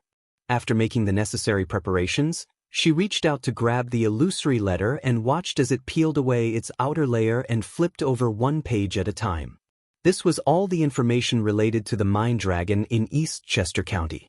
To use the sea of collective subconscious to transmit information, the higher-ups of the spectator pathway are truly amazing. As a manipulator, Audrey had been trying her best to maintain her initial yearning towards the mysticism world. It was a pure and innocent pursuit of dreams and magic. This was one of the ways to prevent herself from losing herself in the manipulating experience of things and not be assimilated by the sea of collective subconscious. After flipping through all the information, Audrey let the illusory letter melt into the sea of collective subconscious. She was still in no hurry to pray to Mr. Fool. According to her previous arrangements, she went out to be busy over other things. At dusk, before the banquet at home began, she found some time to quickly make a prayer in her bedroom and make a wish. In the next second, Audrey saw the grayish-white pride appear from the sea of collective subconscious in front of her. The illusory feeling slowly vanished as a tiny amount of metallic luster flashed. For some reason, this persona mask had a certain substantial feel to it as though it was bordering between illusory and realism. This meant that it was isolated from Audrey's mind island in a physical sense. Of course, it also lost the ability to return to the sea of collective subconscious. Audrey held pride and attempted to remove lie that had turned into an emerald necklace, overlapping the two together. Just as she had expected, the half-illusory, half-real pride embedded itself into lie, turning into a blob of patterns that roughly looked like a human face. In the future, I'll use this method to carry it with me. I won't allow the persona mask to have any contact with my mind or body until I need to use it. Audrey's mind raced as she sincerely thanked Mr. Fool. She then left for the banquet hall. Along the way, she met her father, Earl Hall. "Good news?" Earl Hall laughed. Audrey didn't hide her surprise. "Alfred's coming back?" This was her other brother. "You actually guessed it?" Earl Hall said in surprise. "In the next half of the year, he will return to Backland as a general." "Half a year? Susie is already a dreamwalk." Audrey thought for a moment and asked, "Father, when are we returning to East Chester County?" As the war had just ended and there were many things in the kingdom that needed to be done, the nobles didn't return to their respective fiefs during New Year's. They remained in Backland all this time. It was already the end of February. Earl Hall nodded and said, "About April." In the ancient palace above the fog. "Be careful of viruses, don't click on them without thought." As Klein sighed, he threw the curtain that represented the attendant of Mysteries Beyonder characteristic back into the junk pile, allowing it to cover all the items there. He had just fulfilled Miss Justice's wish using the grafting ability he named. He connected the illusory concept of the persona mask to an ordinary metal mask, and he gave the Worms of Spirit, who were on duty at Sapphira Castle, in order to recharge the powers from time to prolong the grafting effect. From the description of Mr. Gluttony from the Psychology Alchemists, Zeratul seems to have found Constant City. "I have to be even more careful." Klein tapped the edge of the long mottled table with his finger, causing Worms of Spirit to appear from his body. His figure vanished from Sapphira Castle. Winter County, Amantha Mountain Range, Cathedral of Serenity. Leonard obtained a document from the Pope. This was the first thing he was responsible for after becoming a high-ranking deacon. After returning to his room, Leonard leisurely leaned back and placed his feet on the desk. Then, he opened the document in his hand and began reading. "A wandering magician, Merlin Hermes, grants the wishes of others for pleasure. The newly rebuilt Constant City. Fully automatic wishing machine. Sequence 4 of the Seer Pathway is Bizarro Sorcerer. Sequence 3 is Scholar of Yore, and Sequence 2 is Miracle Invoker." Leonard read until he suddenly fell silent. After a few seconds, he suppressed his voice and asked, "Old man, how many angels of the Seer Pathway are active across the land?" Palaz Zoro scoffed. "This is acting. There should only be one Miracle Invoker who still needs to act. You should know who I'm talking about." Leonard looked at the information in his hand again and mumbled, "He's having quite a good time." He had already decided that the main purpose of this mission was to act as a night watcher and digest his potion. He could also travel in passing. As for handling the matter, what mattered was to find a reasonable explanation. After flipping through the thick documents in boredom, Leonard retracted his feet and stood up. He was going to retrieve a Grade 1 sealed artifact that a high-ranking deacon like him could own. To other saints of the Church of Evernight, this was quite a headache. This was because the negative effects of sealed artifacts weren't easily endured. It was even more so when one needed to carry them for a long period of time. However, if one chose a holy artifact that was more compatible with him, there would be a problem of powers overlapping. As for Leonard, he didn't need to worry about this problem. As long as the sealed artifact he was interested in had a living characteristic, he could get Old Man's help. By parasitizing it with a worm of time, it significantly reduced the negative effects of the sealed artifact, making it as obedient as the word of the sea. Therefore, the main thing to choose is its powers. Leonard whistled and walked out of the room. Monday afternoon, in the ancient palace above the gray fog. Dark red beams shot out, materializing into different figures. Derek hadn't needed to count his heartbeat for a long time. All he needed to do was take a look at the wall clock and calculate the time difference with Backland to know how much longer before the tarot gathering happened. At that moment, he stood up with Miss Justice and the other members of the Tarot Club. He bowed to the end of the long bronze table and said, "Good afternoon, Mr. Fool." After taking their seats and paying their respects, Emlyn glanced left and right and said, "I want to know if there's something special about the planter and the moon pathways compared to the other pathways?" After raising the question, he didn't hide it and instead added frankly, "I recently learned that the internal system of the Church of Earth is different from other normal systems. It's split into two categories, favored and blessed." After Emlyn finished his simple description, Alger, Catlia, Leonard, and company looked at each other, unable to provide a reasonable explanation. Of course, every member present, including Derek, could tell that the internal system of the Church of Earth was abnormal. At this moment, they heard a soft sigh. This sigh seemed to come from an era more ancient than ancient. It came from Mr. Fool, who sat at the end of the long mottled table. Chapter 1321 The Six Special Pathways. The Fool Klein slowly surveyed the area. He didn't provide an explanation to everyone as they had expected. Instead, he reined in his sigh and asked with a smile, "Where do you think the 22 Beyonder pathways originate from?" This was one of the three most important questions in mysticism, with no consensus for the answer. Every school of thought had its own theory. No one could convince anyone. Katlia deliberated for a moment before replying, "The essence of the world is knowledge, and the essence of knowledge is data. Humans are data, and the Beyonder characteristics of the 22 pathways are data. All things are a form of data, and this is how it was born." She had offered the Moses ascetic orders theory, but that was not her own point of view.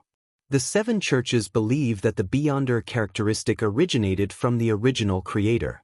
He transformed into all things, including the deities, humans, sea, land, and Beyonder characteristics, Leonard briefly explained. Of course, this is an explanation given to deacons and above. The official Beyonders below sequence 6 don't need to know so much. Then he glanced at Emlyn and said, "The life school of thought believes that the world is split into 3 levels. The material world, the world of the spirit, and the world of absolute rationality. Beyonder characteristics are the projections of certain things from the world of absolute rationality into the material world and world of the spirit. Therefore, characteristics can't be destroyed. It only reassembles. From the looks of it, the world of absolute rationality that the life school of thought promotes might be referring to the river of fate." The Fool Klein thought of Willosepton, but he remained silent and didn't interrupt the conversation between the members of the Tarot Club. Emlyn returned a glance at the star and said, "As one of the rulers of the second epoch, us sanguine believe that Beyonder characteristics do come from the original creator. Then, the various characteristics accumulated and produced the ancient gods. The ancient gods then created different races." This was the sanguine's explanation for the first epoch, and Emlyn already had some doubts about it. After all, he had encountered many secrets thanks to the Tarot Club. Alger nodded slightly. Although there are many explanations for the origins of a Beyonder characteristic, most of them point to the original creator. The Orthodox churches, Aurora Order, and the City of Silver share such a belief. In other words, Beyonder characteristics originating from the original creator is quite the prevalent understanding? Audrey asked thoughtfully. The psychology alchemists mainly studied the mind world and the sea of collective subconscious. They lacked complete theories regarding the origins of the Beyonder characteristics. Roughly, Alger didn't conceal his views. At this moment, the Fool Klein sighed and said, "Not all of them." He didn't proceed on to give a long story, but gave a rather vague answer. "Not all of them. Mr. Fool means that Beyonder characteristics indeed originate from the original creator, but not all of them. A small number of them are special cases? Is this the reason for the specialness of the plantar and moon pathway?" Alger instantly thought of a lot and grasped the essence of the problem. As it had nothing to do with her, Furs continued listening leisurely. At this moment, she asked curiously, "Honorable Mr. Fool, your meaning seems to be that most Beyonder characteristics originated from the original creator, and the 2 pathways such as plantar and moon are an exception. Then where did they come from?" The Fool Klein said simply, "The cosmos." Cosmos. Emlyn was alarmed when he heard that. He realized that the matter might be more serious than he had imagined. The Tarot Club had already shared the danger of the underground corruption and the cosmos. All of the members knew that these 2 concepts led to corruption simply from understanding it. When Audrey, Katlia, and company looked at each other, the Fool Klein maintained his hint of a sigh and added, "Not just these 2. He and the 7 Lights had always maintained their contact and had already confirmed that 6 of the Beyonders of the 22 Beyonder pathways belonged to outer deities. Honorable Mr. Fool, what other pathways come from the cosmos? Audrey habitually raised her hand and asked curiously and warily. The fool Klein replied succinctly, prisoner, criminal, lawyer, and arbiter. The first two came from the mother tree of desire, and the latter two, along with the nation of disorder, came from the son of chaos. Chaos gave birth to order, and order came with its own shadow. Arbiter. Furs turned her head in surprise and glanced at Zio. She had just thought that this matter had nothing to do with her. She could only watch and not worry about it. Who knew that the trouble was right at her doorstep? Zio frowned slightly and looked at the end of the long bronze table. Honorable Mr. Fool, I usually don't sense any abnormalities, nor have I received any divine epiphanies. Other than those from you. The fool Klein smiled and said, the arbiter and lawyer are relatively better. According to his understanding, the influence the son of chaos had on both the arbiter and the lawyer pathway wasn't deep. It was incomparable to the mother goddess of depravity's influence on the moon and planter pathways, and the mother tree of desire's influence on the criminal and prisoner pathways. This outer deity had gone silent, as though he had disappeared. Furs and Zio secretly heaved a sigh of relief. At the same time, they became more wary of the future. With Mr. Fool not explaining further, Emlyn composed himself and said, the uniqueness of the planter and moon pathway comes from the cosmos. The divine epiphanies I sensed are likely a form of corruption? Alger looked at Mr. Fool at the end of the long, mottled table. Seeing that he had no intention of speaking, he nodded and said, probably so. This is a test for me? Emlyn sighed and said, I've already grasped the names of the high-sequence potions of the planter and moon pathway. I'm somewhat puzzled about two of them. After becoming a sanguine earl and a high-ranking deacon of the Church of Earth, he obtained the corresponding clearance to access plenty of information that he had never been able to. Seeing the other members of the Tarot Club look over, the World Gairman Sparrow raised his hand to pinch his chin. Emlyn thought and said, the moon pathway is as follows. Sequence 3, High Summoner. Sequence 2, Life Giver. Sequence 1, Beauty Goddess. The planter pathway is as follows. Sequence 3, Pallbearer. Sequence 2, Desolate Matriarch. Sequence 1, Naturewalker. What I don't understand is that the names of the two potions, Beauty Goddess and Desolate Matriarch, have certain gender inclinations. What are your thoughts on this? For a moment, no one from the Tarot Club spoke. They looked at each other and thought of a possibility. A few seconds later, Audrey controlled her gaze and said in deliberation, I remember that sequence 7 of the assassin pathway is called Witch. Assassins who consume this potion become witches. This is a test for me? Emlyn's lips moved slightly, unable to say a word. When he learned the name of the potions, he already had a certain premonition, but he wasn't willing to accept it.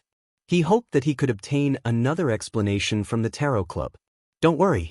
You have a low chance of becoming an angel. Even if you can, you won't have the chance to be a beauty goddess. Klein mumbled inwardly, but he didn't say any words of comfort. Everyone fell silent. Leonard coughed and took the initiative to say, I'll share some matters. He spoke at a moderate pace regarding Merlin Hermes, the rebuilding of Constant City overnight, and the fully automatic wishing machine. As he spoke, he shot a glance at the World Klein. The corners of Klein's mouth twitched as he made the World Gairman Sparrow look ahead. I'll be leaving the eastern coast of Mid-Seashire soon. These were all done by Mr. World? Can he already create such miracles? As expected of an angel, him. Audrey recalled the information the psychology alchemist counselor, Mr. Gluttony, had shared. She was both surprised and impressed. She didn't use her spectator's powers to conceal her reaction. This was because everyone had expressed the same emotions, except for Mr. Starr, who clearly knew about it. Merlin Hermes? Wandering magician? Furs noted the name deep down and secretly decided to distance herself from this name whenever she heard it in the future. This didn't mean that she was still afraid of Gairman Sparrow, but she knew something. It definitely wasn't safe around Gairman Sparrow. Something would always be happening in some way or another. Of course, an instinctive sense of fear was inevitable. It was just like how a seed of fear, sown when one was young, would remain even when one became an adult. Granting wishes for pleasure. Fully automatic wishing machine. Is this the world Gehrman Sparrows acting? Alger and Katlia had similar thoughts simultaneously flashing through their minds. Then, they thought of something. Ever since some time ago, Mr. Fool had made everyone pray to him, in the form of a wish before granting them. Is helping the world digest the potion, or is it that he and the world are from the same pathway? After he awoke, he also exhibits similar characteristics? Little Sun said before that Mr. Fool's actions were a miracle, allowing the city's residents to directly move from the forsaken land of the gods to outside Biome City. With the fact that the world Gehrman Sparrow is still acting, this shouldn't be something he can do. Alger nodded indiscernibly as he made a guess about the pathway Mr. Fool was in. About to leave the eastern coast of Mid-Seashire? Then my investigation will be even easier. I can just come up with a simple conclusion. At most, I can just directly report that Gehrman Sparrow has become a miracle invoker and is acting. Anyway, the people who should know are already aware. Leonard mumbled silently and didn't ask further. At this moment, the world Gehrman Sparrow looked around and asked, "What do you know about the King of the Black Throne, Barrows Hopkins?" Chapter 1322. Hold off on something unresolvable. Upon hearing the world Gehrman Sparrow's question, the other members of the Tarot Club had three reactions. Who is that? I seem to have heard of him. He's one of the four kings? Who is that? Why haven't I heard of him before? Oh, I forgot to ask about the psychology alchemists. I was planning on using a more tactful method to seek some suggestions.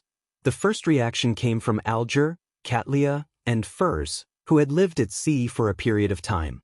The second reaction came from Leonard, Emlyn, Zio, and Derek. The third reaction belonged to Audrey alone. Getting no answers, the world Gehrman Sparrow didn't ask further. His main goal was to use this as a reminder for Miss Justice to bring up the matter for discussion in a way that could bypass the promise she made. Of course, if Miss Justice were to seek help from Mr. Fool, Klein would also use grafting to temporarily connect the bindings formed from her subconscious to a paper figurine, providing her with a period of time that she could freely recount things. This was also a high-level application of paper figurine substitutes. With Klein's current level, he could easily do it within Sapphira Castle. If he were in the real world, he would have to rely on the worms of spirit above the gray fog to control the curtain and provide responses. At that moment, Audrey thought for a moment and said, "Do you still remember that I once pursued the whereabouts of a mine dragon and went to a place where they had customs of worshipping dragons?" Alger, Katlia, and company nodded. Only Leonard and Zio expressed their lack of knowledge of this matter. As this wasn't an important matter, Furs didn't mention it when she first briefed Zio of the general knowledge. After that, she was frightened by Angel of Imagination Adam, and rarely talked about the secrets shared by the Tarot Club in the real world. Audrey deliberated for a moment before continuing, "It's been almost 2 years. A secret organization that doesn't trust me too much suddenly mentioned this matter and has entrusted me with further investigations. They said it's a form of observation. What motives do they have?" She didn't think it was a coincidence. Emlyn recovered and laughed. This should be a test. To him, he was still very far from reaching sequence 1 beauty goddess, and he had no intention of transferring to the planter pathway. Therefore, he didn't need to worry about the corresponding problems for a long period of time. There was no need to worry too much about it. Emlyn's ability to say the word test shows how much he has improved. Of course, this is also because the Sanguine has done too many similar things to him, having to trouble Mr. Hanged Man into telling him that this is a test. The Fool Klein was very satisfied with Emlyn's answer.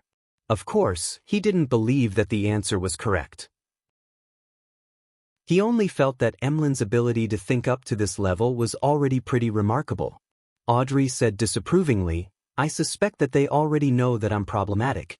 They even know where my problem is and which faction is involved. There's no need to test me further." After leaving the Garden of Eden, she had been thinking a lot. She remembered that Mr. World had once said that the Twilight Hermit Order wanted a war that would sweep the entire world. Based on the current situation, this goal has been achieved in the past year.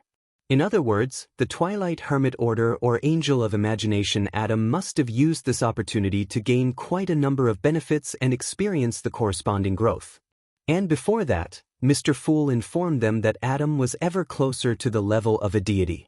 Combining all this information, Audrey had a preliminary judgment that Angel of Imagination Adam had a high chance of already reaching the divine throne and becoming a Sequence 0 visionary. Even if he wasn't there yet, he wasn't too far. If such a deity who wielded the mind domain cast his gaze over, Audrey didn't believe that her secret could be hidden.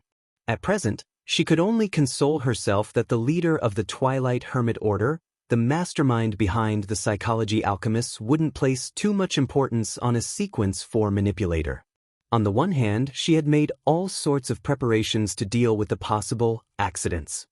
Perhaps that organization is trying to figure how many members we have in the Tarot Club and what their identities are, Emlyn replied with a smile as he continued on his train of thought. Audrey thought for a moment and nodded. That possibility can't be ruled out. As she said this, she shot a glance at the end of the long, mottled table and realized that Mr. Fool was only listening to her leisurely without giving her the correct answer. This made her feel a lot more at ease.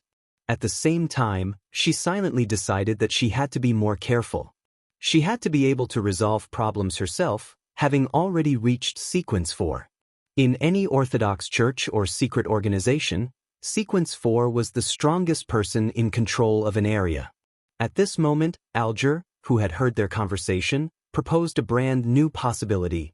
If that secret organization really doesn't trust you, then it might be an excuse for them to do an observation.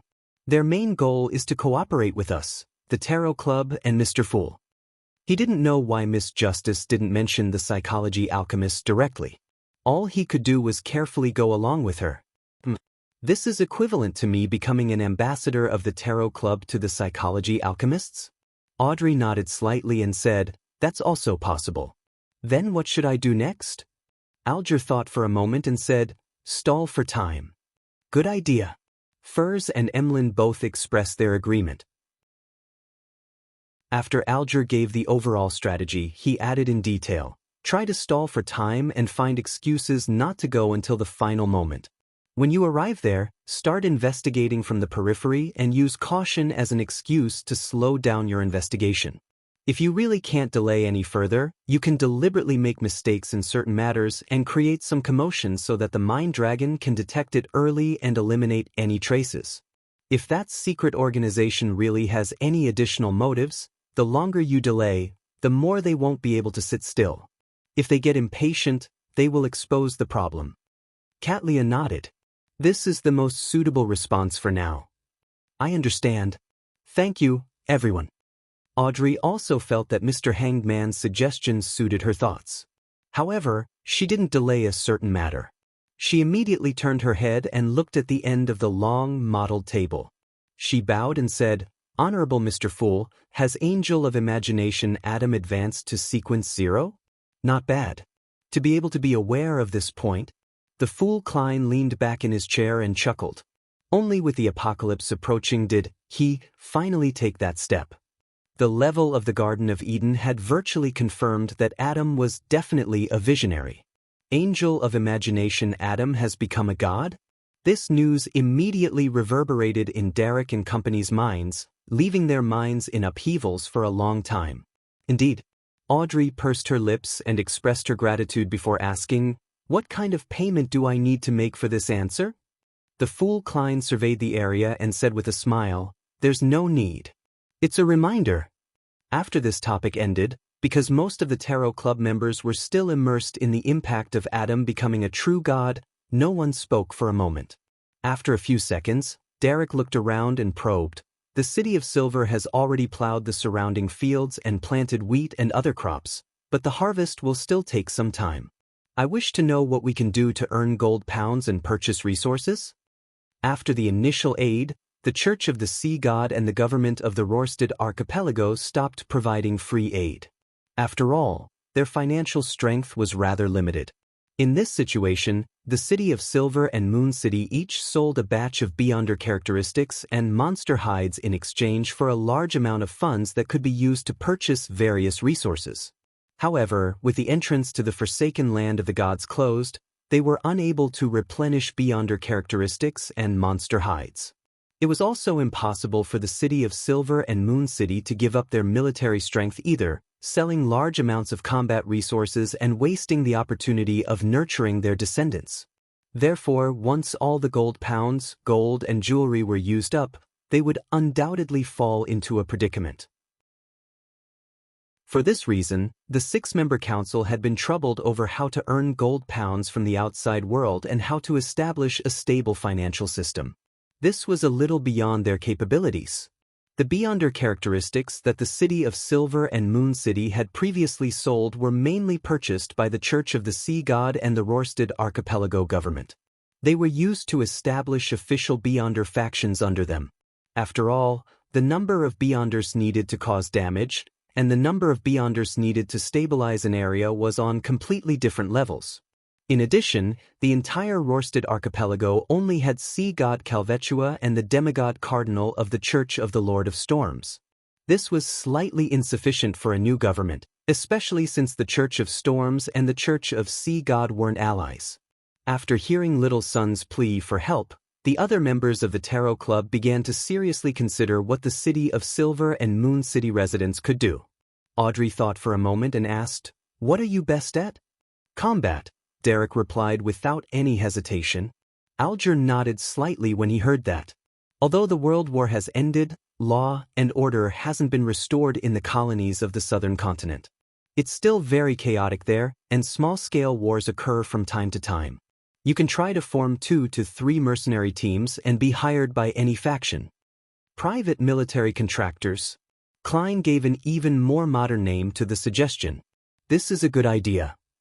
Derek's eyes lit up when he heard that. Alger asked again. Combat is a survival instinct. Other than this, do you still have anything you want to do? Derek replied in embarrassment. Many people wish to be chefs and brewers, as well as hope to work at candy factories. Chapter 1323 Development Plan. After hearing the City of Silver citizens' wishes, a thought suddenly surfaced in Klein's mind. Why is everything related to food? Alger thought for a moment and said to Derek, "You can make people with such thoughts join the Industry Association in Byam.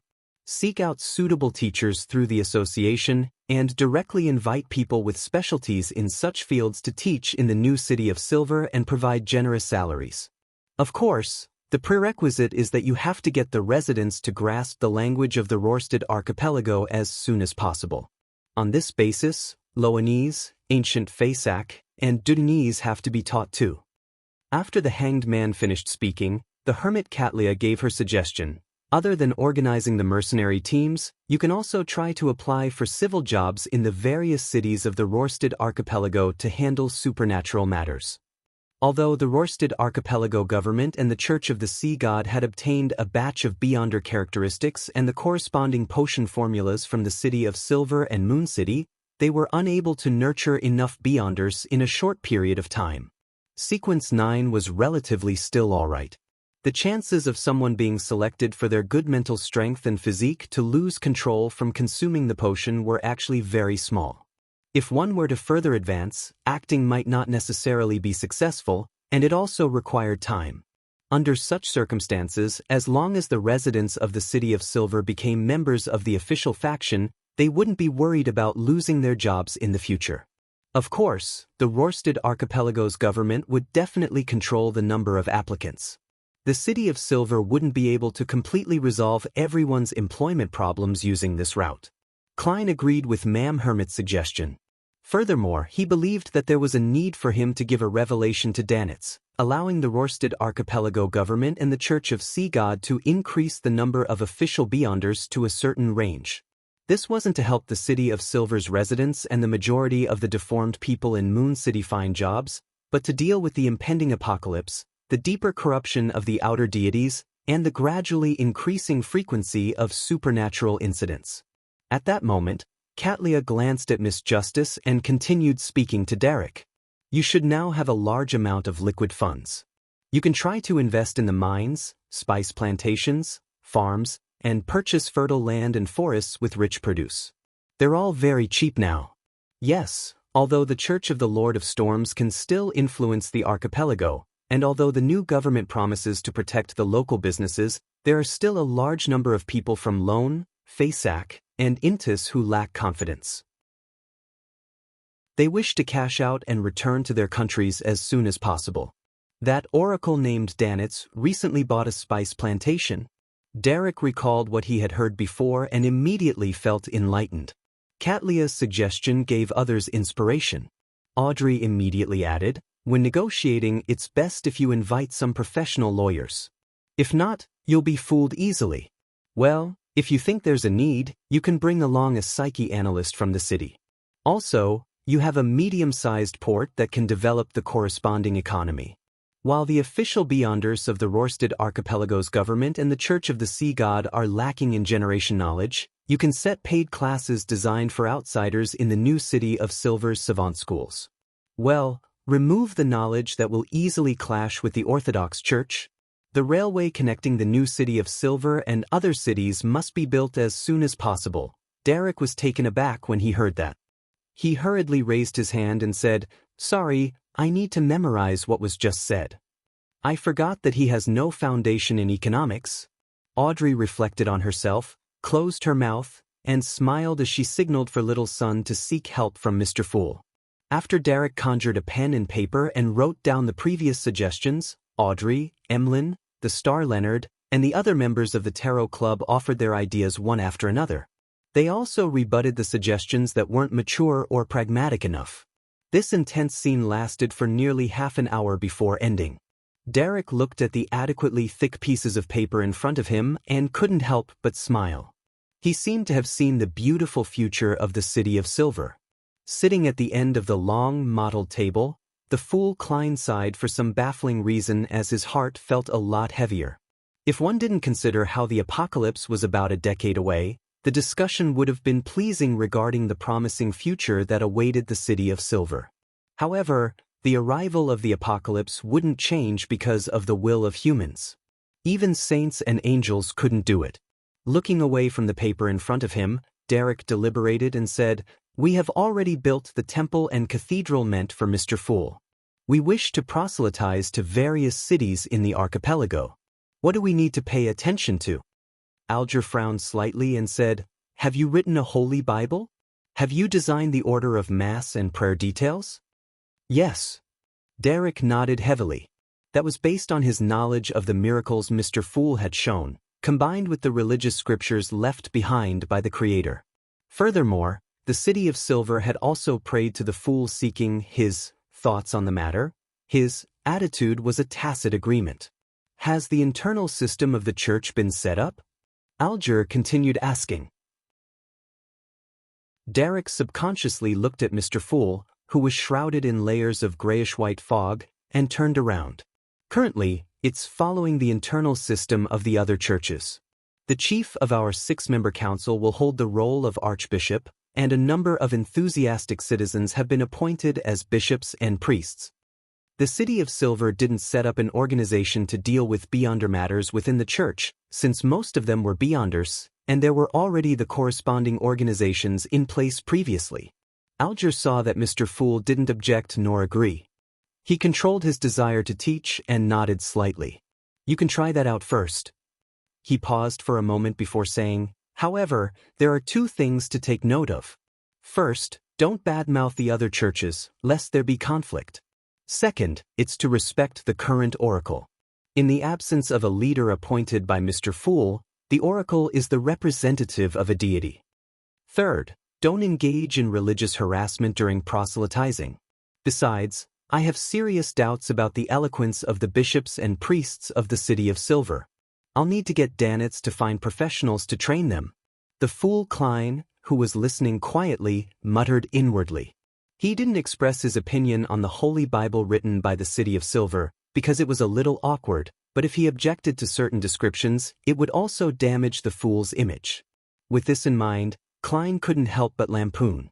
Perhaps one day, when Will Septon reads the Holy Bible of the Church of the Fool, he would blurt out in surprise, "When did I become an angel under the fool?" Then, Leonard's grandpa, the awakened Mr. Azek, and Miss Messenger, who has been trying hard to recover, will add, "What? Me too?" After the conversation regarding the city of Silver and Moon City came to an end, Katlia looked around in anticipation and said, "Which of you has a sequence 3 Beyonder characteristic of the mystery prior pathway?" She had already digested the mysticologist potion for quite some time, but she had only obtained the potion formula from the Moses ascetic order. She was still far from obtaining the Beyonder characteristic or the main ingredients. Although she was one of the 10 key members of the Moses ascetic order, the corresponding resources became more valuable the higher the sequence. Even an ancient organization wouldn't squander them freely. Furthermore, Katlia came from the dawn and was less affected by the hidden sage, so she wasn't that trusted in the Moses ascetic order. To Katlia, who had already digested the potion a long time ago using the snake of fate's blood to advance to a mysticologist, sequence 3 should have been a relatively easier stage. However, she was bottlenecked by the ingredients. It might not even be possible for her to obtain one for years or even more than a decade. Hence, she had no choice but to seek help at the Tarot Club. Derek recalled the demigod characteristics that the City of Silver had and slowly shook his head. At that moment, the World Gairman Sparrow said with a hoarse chuckle, "I suggest you ask Queen Mystic directly." Bernadette had already become a sequence 2 angel. If she had an additional clairvoyant Beyonder characteristic in her, she could attempt to separate it. Of course, Klein couldn't be certain that the sage potion that Queen Mystic consumed contained the previous sequence 3 and sequence 4 characteristics. Ask the Queen? Katlia got some clues from the world's answer and suspected that something had happened to the Queen. Okay. She controlled the urge to ask. Klein continued controlling the world and said to Ma'am Hermit, "I have a long-term mission. Help me collect information regarding the hidden sage's sudden coming back to life. You can raise the corresponding remuneration now. Or you can wait until there's a need in the future." Klein was still puzzled over this matter. Although it could be described as a uniqueness suddenly coming to life, it should have happened a long time ago if it was possible. Katlia thought for a moment and said, "That wouldn't be an issue." After another round of exchanges, the tarot gathering ended and the members returned to the real world. In the captain's cabin of the future, Katlia nudged the heavy glasses on her nose bridge and thought about how to write the letter to the Queen. During this process, she strolled to the window and saw Frank Lee promoting the alcohol-free volcano beer brewed by sea microorganisms to the crew. He really has the drive. Just as Katlia sighed, she suddenly frowned. At the Tarot Club just now, Mr. Fool mentioned that the planter and the moon are 2 rather special pathways. They come from the cosmos, and they are prone to corruption. The divine epiphanies they receive are questionable. Frank is a Beyonder of the planter pathway. Besides, he once complained that the Church of Earth Mother didn't understand the true will of the Merciful Mother. Katlia's eyes that were blocked by the heavy lens narrowed slightly. Chapter 1324 Handling. After staring at the deck below, Katlia left the captain's cabin and walked to the cabin's entrance. She waited until Frank Lee carried a bucket of alcohol-free beer over. "Captain, do you want a cup?" Frank raised the large bucket of beer with one hand. Katlia shook her head firmly and asked in a seemingly casual manner, "Is this the will of the benevolent mother?" "No," Frank said rather seriously. "I just feel that drinking liquor that has been altered by a modified sedative isn't good for the body. I hope that they'll be able to accept this drink that has no alcohol inside, other than the smell of alcohol. Of course, this is only a preliminary result and it doesn't involve liquor. After all, it can't use distillation to enhance its taste." Katlia was momentarily at a loss for words as she nudged the heavy glasses on her nose bridge. After 2 seconds of silence, she said, "Do you hear the benevolent mother's voice or divine epiphanies?" "No." Frank didn't think much of it as he shook his head. Phew. Katlia secretly heaved a sigh of relief. At that moment, Frank casually added, "The benevolent mother's will is in the ears of the wheat, in the milk of cows, in the growth of mushrooms, and in every corner of nature." One can feel it without the need to experience the divine epiphany. Katlia's gaze immediately shot towards Frank's eyes. She didn't find any signs of madness, only pureness. Without another word, she nodded slightly and walked forward. She crossed Frank Lee and arrived on the deck. After taking in the sea's vista for a few minutes, Katlia returned to the captain's cabin. She unfolded a letter and wrote, "I wonder what's your take regarding Frank's actions? He claims that he doesn't obtain any divine epiphanies, and believes that the benevolent mother's will is hidden in every nook and cranny of nature." This was a letter to Gehrman Sparrow. Katlia believed that just by adding such a question, he would be able to understand what she was implying. After folding the letter, she took out a gold coin and began to summon the terrifying messenger. "Ma'am Hermit wrote me a letter immediately after the tarot gathering ended. It shouldn't be related to the hidden sage. It can't be that fast." Klein was on a cruise ship, traveling on the Tussock River. Wearing a black robe, he took the letter from Miss Messenger's mouth and opened it. He finished reading all the content with a glance. Klein frowned slightly. Perhaps it was because Frank had shown enough danger and madness in his usual behavior that he had actually neglected the possibility of this druid being affected by the mother goddess of depravity. Frank had once been placed on trial by the Church of Earth Mother for a forbidden experiment, and then he was placed on a wanted list. If Earth Mother hadn't been corrupted, and the Church of Earth's operations were rather normal, then it means that they believe that Frank is problematic. However, if there's concrete evidence, Frank, who went to the court, probably wouldn't have lived. Klein's mind raced as he attempted to find clues based on his understanding of Frank. There's no problem with the relevant actions. The prayer posture and his usual prayer gestures are different. It's just like how when the Beyonders of the Church of Evernight pray, they won't draw 4 stars on their chests at times. At most, they'll just go through the final motions. Apart from this small problem, there's something wrong with Frank in every aspect. He's like a child raised by the mother goddess of depravity. As these thoughts flashed through his mind, Klein had 2 contradictory guesses. Either Frank's corruption was very hidden, making it impossible for the Church of Earth Mother's tribunal to be certain, or he wasn't affected by the mother goddess of depravity at all. It was purely because he had a mental problem that made him look like a blessed of an evil god.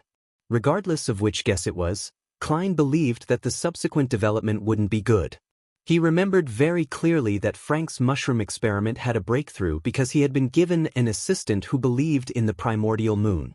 And the primordial moon was one of the manifestations of the mother goddess of depravity. That also meant that from that moment forth, regardless of whether Frank had any problems in the past, he could very well have entered the eyes of the mother goddess of depravity. This wasn't a good thing. Of course, I can't eliminate the possibility that Frank is excessively crazy, causing the mother goddess of depravity to just look away.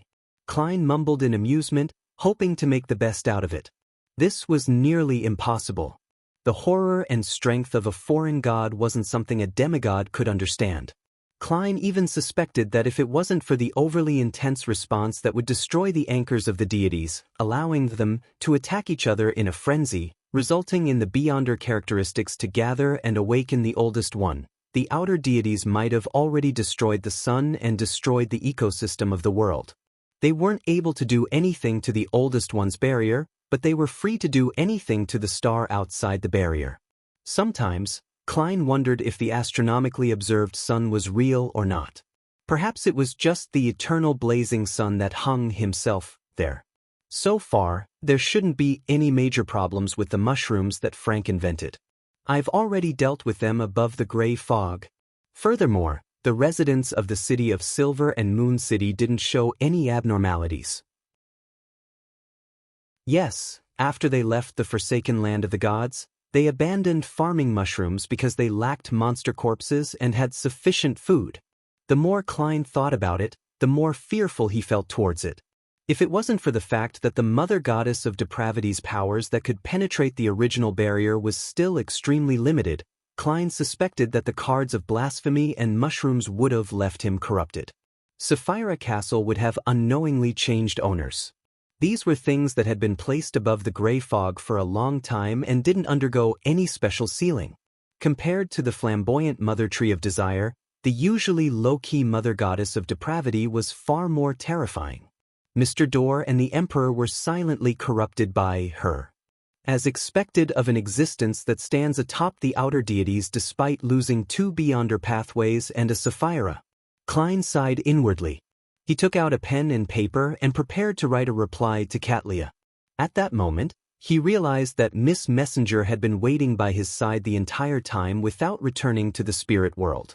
The 8 eyes of the 4 heads stared at him unblinkingly. "What do you think of Frank?"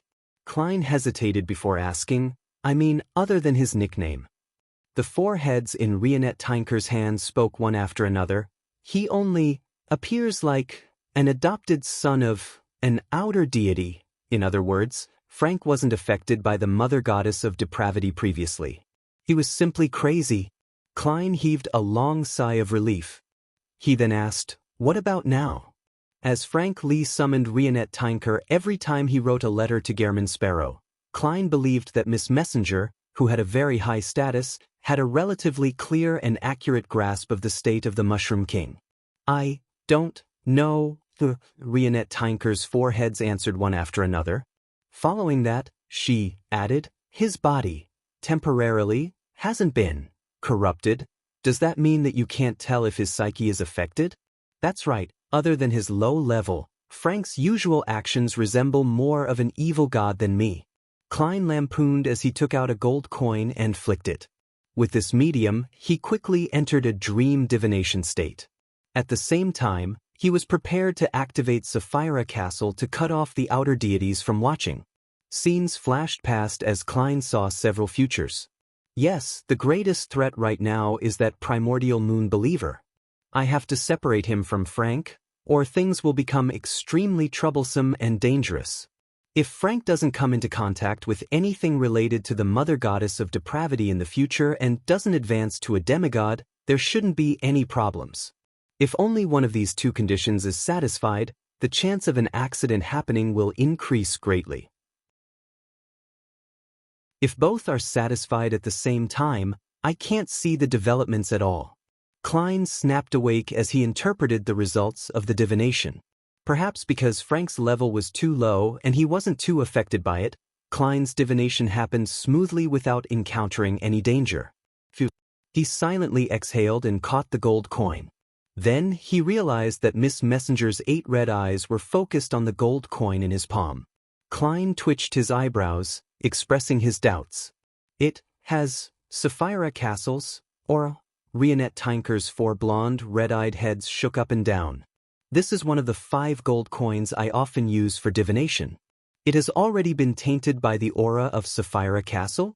This way, it can be considered a mystical item to a certain extent. However, the effect will be drained over time." Klein carefully looked at the gold coin in his hand and made a rough judgment based on his spiritual intuition. This gold coin could increase the accuracy of divination and enhance a user's ability to resist any interference. To Klein, this was a pleasant surprise. He decided to use the actual gold coin rather than its historical projection. Retrieving the gold coin, Klein wrote a reply to Ma'am Hermit and handed it to her through Rionette Tinker. After giving Gehrman Sparrow's messenger another gold coin, Katlia unfolded the letter and quickly scanned it. After reading it, she felt her shoulders weigh down a little. Without any delay, Katlia took out another piece of paper and wrote, "Your Majesty, I dreamed of you finding that primitive island and successfully returning. The situation of that descendant of the Emperor is getting worse. If he continues staying on the future, I suspect he'll go crazy. If you don't mind, I want to send him over to you. What we need to take note of is that, although he claims to no longer believe in the primordial moon, no one has ever confirmed that. My greatest worry now is that it's difficult to obtain the main ingredient of a clairvoyant. If you have returned, I wish to find a time to return the magic wishing lamp to you." Chapter 1325. More than half a year later, City of Generosity, Byam, in a rented apartment lit up with gas lamps. Verdu Abraham, who was wearing a pair of gold-rimmed glasses, held a thick stack of information. He was reading seriously under the dim light, drawing a symbol and recording what he deemed useful information from time to time. He left alone and came to the Rørsted archipelago mainly to avoid being watched by Dorian and his other family members, and focus on studying mysticism. He wanted to find an effective way to save ancestor Bethel Abraham, or rather, reduce the difficulty of the known ritual. However, he hadn't made any headway after half a year. It was as though he had no other choice other than hunting a bizarro sorcerer, a parasite, and a secret sorcerer. This made Verdu rather depressed, but he was clear about how dangerous a Grade 0 sealed artifact was. Even if he was willing to sacrifice himself, he was unable to truly control it. He was unable to guarantee the final outcome. And the most important thing was that he couldn't find any bizarro sorcerers or parasites. They were all saints that were hard to track, with styles that were known for being strange and bizarre. Verdu put down the stack of documents in his hand and muttered silently, "Don't tell me I can only place my hopes on the fool like Dorian and the others?" Upon thinking of the fool, Verdu couldn't help but frown. This was because there were more and more half-giants promoting the fool's faith in Byam City, so much so that even he, who rarely went out, heard of it. This made him suspect if he had arrived near the headquarters of the Church of the Fool. If it wasn't for the mysterious knowledge that was spread in secret in the Rørsted archipelago was far beyond Verdu's expectations. Many of them were things that the Abraham family didn't know of and were extremely useful. He would have left Byam last month and headed for the southern continent. "I can't stay here any longer. I need to buy ship tickets to East Balam as soon as possible." Just as Verdu made a decision, he began to waver. "Dorian and the fool probably wouldn't expect me to hide in the area that's under their headquarters jurisdiction. Emperor Roselle once said that the most dangerous place is the safest place." After some hesitation, Verdu put down the documents and switched off the lights. With the moonlight from the window, he walked towards the bedroom. At the corner of the balcony in his room, a figure suddenly jumped out of the darkness and jumped over the railings. The figure was like a feather, light and weightless. It landed from a height 10 meters above the ground, without making a single sound. Right on the heels of that, the figure moved through the shadows to the vicinity of the Church of the Sea God and went up the bell tower. Then he took out a pen and paper and wrote the report on tonight's surveillance before stuffing it into a crack. After the figure left, a howling wind suddenly sounded above the bell tower about 15 minutes later. The report was pulled out from the crack by an invisible hand. As it swept through the wind, it rose and fell into the distance like a bat spreading its wings in the dark night. Not long after, the report plummeted like it had been bound to a rock, landing on a hand that extended out in a hidden corner of the garden. This hand belonged to the Cardinal of the Church of Storms, Alger Wilson. He then unfolded the report and began to read it in the darkness. He was completely unaffected by the lack of light. Even in the dark sea, Alger could see everything around him clearly. Verdu is becoming more resolute in his intention of leaving Byam. Alger nodded indiscernibly as he came to a conclusion. Over the past half a year, he had been monitoring this member of the Abraham family according to Mr. Fool's instructions, but he hadn't noticed anything abnormal about him. After Verdu left the Rørsted archipelago, his mission would be completed. However, Alger didn't wish for it to end just like that. He believed that he hadn't made enough contributions. All he did was simply monitor a Sequence 7 Beyonder without any special characteristics. The Hermit had already obtained a Sequence 3 Beyonder characteristic from Queen Mystic and had gathered the corresponding supplementary ingredients and was busy preparing the ritual. This made Alger deeply stressed. Of course, he had also done many things according to Mr. Fool's intentions, but even he felt that there was a huge difference from doing those tasks, with the identity, status, and strength of Sea God. For a moment, Alger wanted to use all sorts of methods to force Verdu Abraham to expose himself, but in the end, he gave up on the idea. This was because he couldn't be sure of Mr. Fool's attitude towards the target. Previously, when the City of Silver and Moon City sold Beyonder characteristics and potion formulas, Alger had purchased some from the Tarot Club. He had used it to secretly nurture a team of Beyonders who were loyal to him. This was how he had people monitoring Verdu. Currently, this less than 10-member team was mostly at Sequence 9, while only a small number of them had been promoted to Sequence 8. As for where Alger had obtained the money for purchasing beyonder characteristics and potion formulas, the answer was very simple. As a cardinal of the church diocese, Alger could easily save a sum of money for himself. And during that period of time, the minerals, farms, spice plantations, and factories in the Rörsted archipelago were sold at below intrinsic value. As long as one had the funds to buy them, they could earn a lot after a short period of time. More importantly, the Church of Storm's headquarters was quite interested in the beyonder characteristics and potion formulas sold by the city of Silver and Moon City. They provided a large sum of money for their purchase. The go-between was without a doubt the cardinal of the Rörsted diocese, Alger Wilson. It was understandable that some losses were inevitable during such situations. Reining in his thoughts, Alger decided to sell some mysticism knowledge in Byam's beyonder circles through his shadow guards. He wanted to bait Verde Abraham and keep him in the vicinity for as long as possible. The main reason is that the City of Silver's preaching has frightened that gentleman. Alger shook his head and muttered inwardly. He then destroyed the report in his hand and walked back into the cathedral. The sky had just lit up, and a young man walked out of the hotel, leisurely enjoying the scenery of Byam's morning. He had just bought the tina beverage that was packaged with the fruit's shell when he suddenly felt a huge shadow appear beside him. The youth turned his head and looked up bit by bit only to find a 2.5-meter tall half-giant walking over. "Excuse me, sir, do you have a moment to talk about our Lord and Savior, Mr. Fool?" The half-giant bent his back and tried his best to make his smile appear amiable.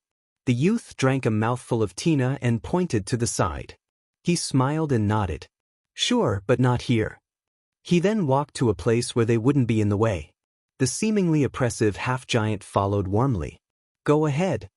The youth didn't hide his curiosity at all. The muscular half-giant's expression turned solemn. "My lord claims to be the fool. In the past, the present, and also in the future, he is the great ruler who dominates the spirit world.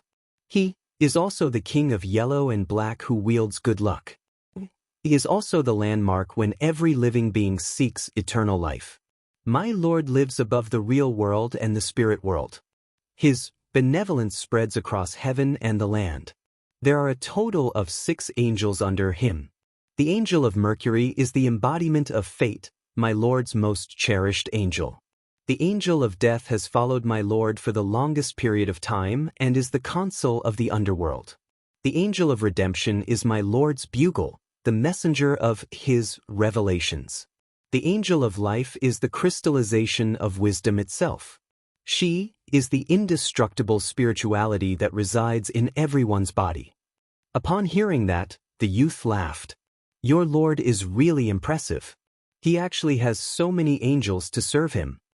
Not only that, the half-giant replied gently, there's also the angel of retribution beside the Lord's throne. He is the Lord's lightning, the Lord's rage, and the Lord's palm. It's all the judge of the fallen and the ones who aren't chaste. In contrast to the angel of retribution is the angel of time. He is a king of ancient times. He eventually submitted to my lord and now strikes the bell of heaven. Impressive, impressive. The youth sincerely sighed. Upon hearing such a response, the half-giant couldn't help but smile. Then he described the various miracles that Mr. Fool had performed as succinctly as possible. Finally, he said, "It's already been 15 minutes. I won't waste your time. If you're interested, you can go to the Fool's Cathedral on 16th Phillip Street. This is the biggest cathedral in Byam City. Heh, the rest are still in planning." The young man nodded. "I'll pay a visit if I'm free." After watching the half-giant turn and leave, the youth took out a crystal monocle from his pocket and wore it on his right eye. The half-giant walked straight back to a restaurant and changed into a chef's attire. "Baldur, you went proselytizing again?" the restaurant owner asked with a smile. When the Industry Association recommended this half-giant to learn culinary skills from his restaurant, he had been rather reluctant. He always felt that the other party could kill him with just a swing of his arm, and he didn't seem like someone with any culinary talent.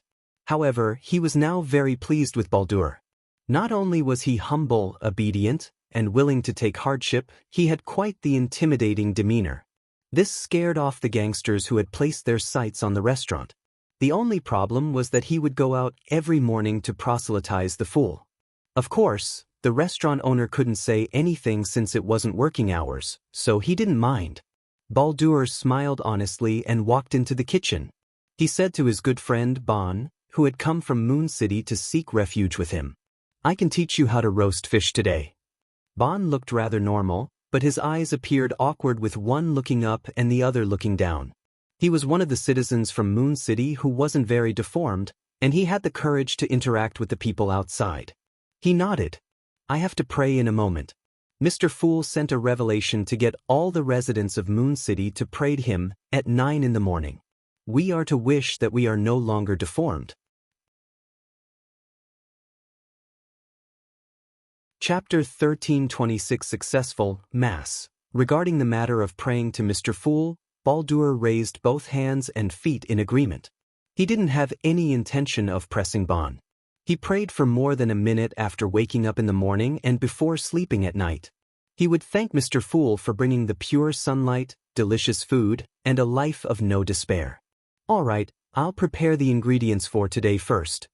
Baldur smiled as he nodded at Bon. A few minutes later, he brought many bags of ingredients into the kitchen, as if he was carrying a few rolls of curtains. At this moment, Bon found a chair and sat down. He sincerely prayed to Mr. Fool. "The great ruler who controls the spirit world, the fool that doesn't belong to this era, I wish to be blessed by you. I hope that you can fulfill my wish of escaping from my deformity, in the cathedral on Phillip Street, in several areas in Byam, in the new city of Silver, and the new Moon City that was located in a forest." Prayers echoed softly simultaneously. The extremely self-conscious Exion, Russ, and company vaguely guessed that Mr. Fool was planning on granting such a wish. As they prayed, their bodies trembled, unable to control themselves. They yearned to be like normal people. They were also looking forward to the bustling and lively Byam. They yearned for the grilled fish made from a secret recipe, the candy factories, and delicacies from all over the world. They yearned for a life to drink, chat, sing, and dance. In the ancient palace above the gray fog, the fool Klein, who was sitting at the end of the long bronze table, saw bits of pure light light up one after another, forming a majestic sea of stars in front of him.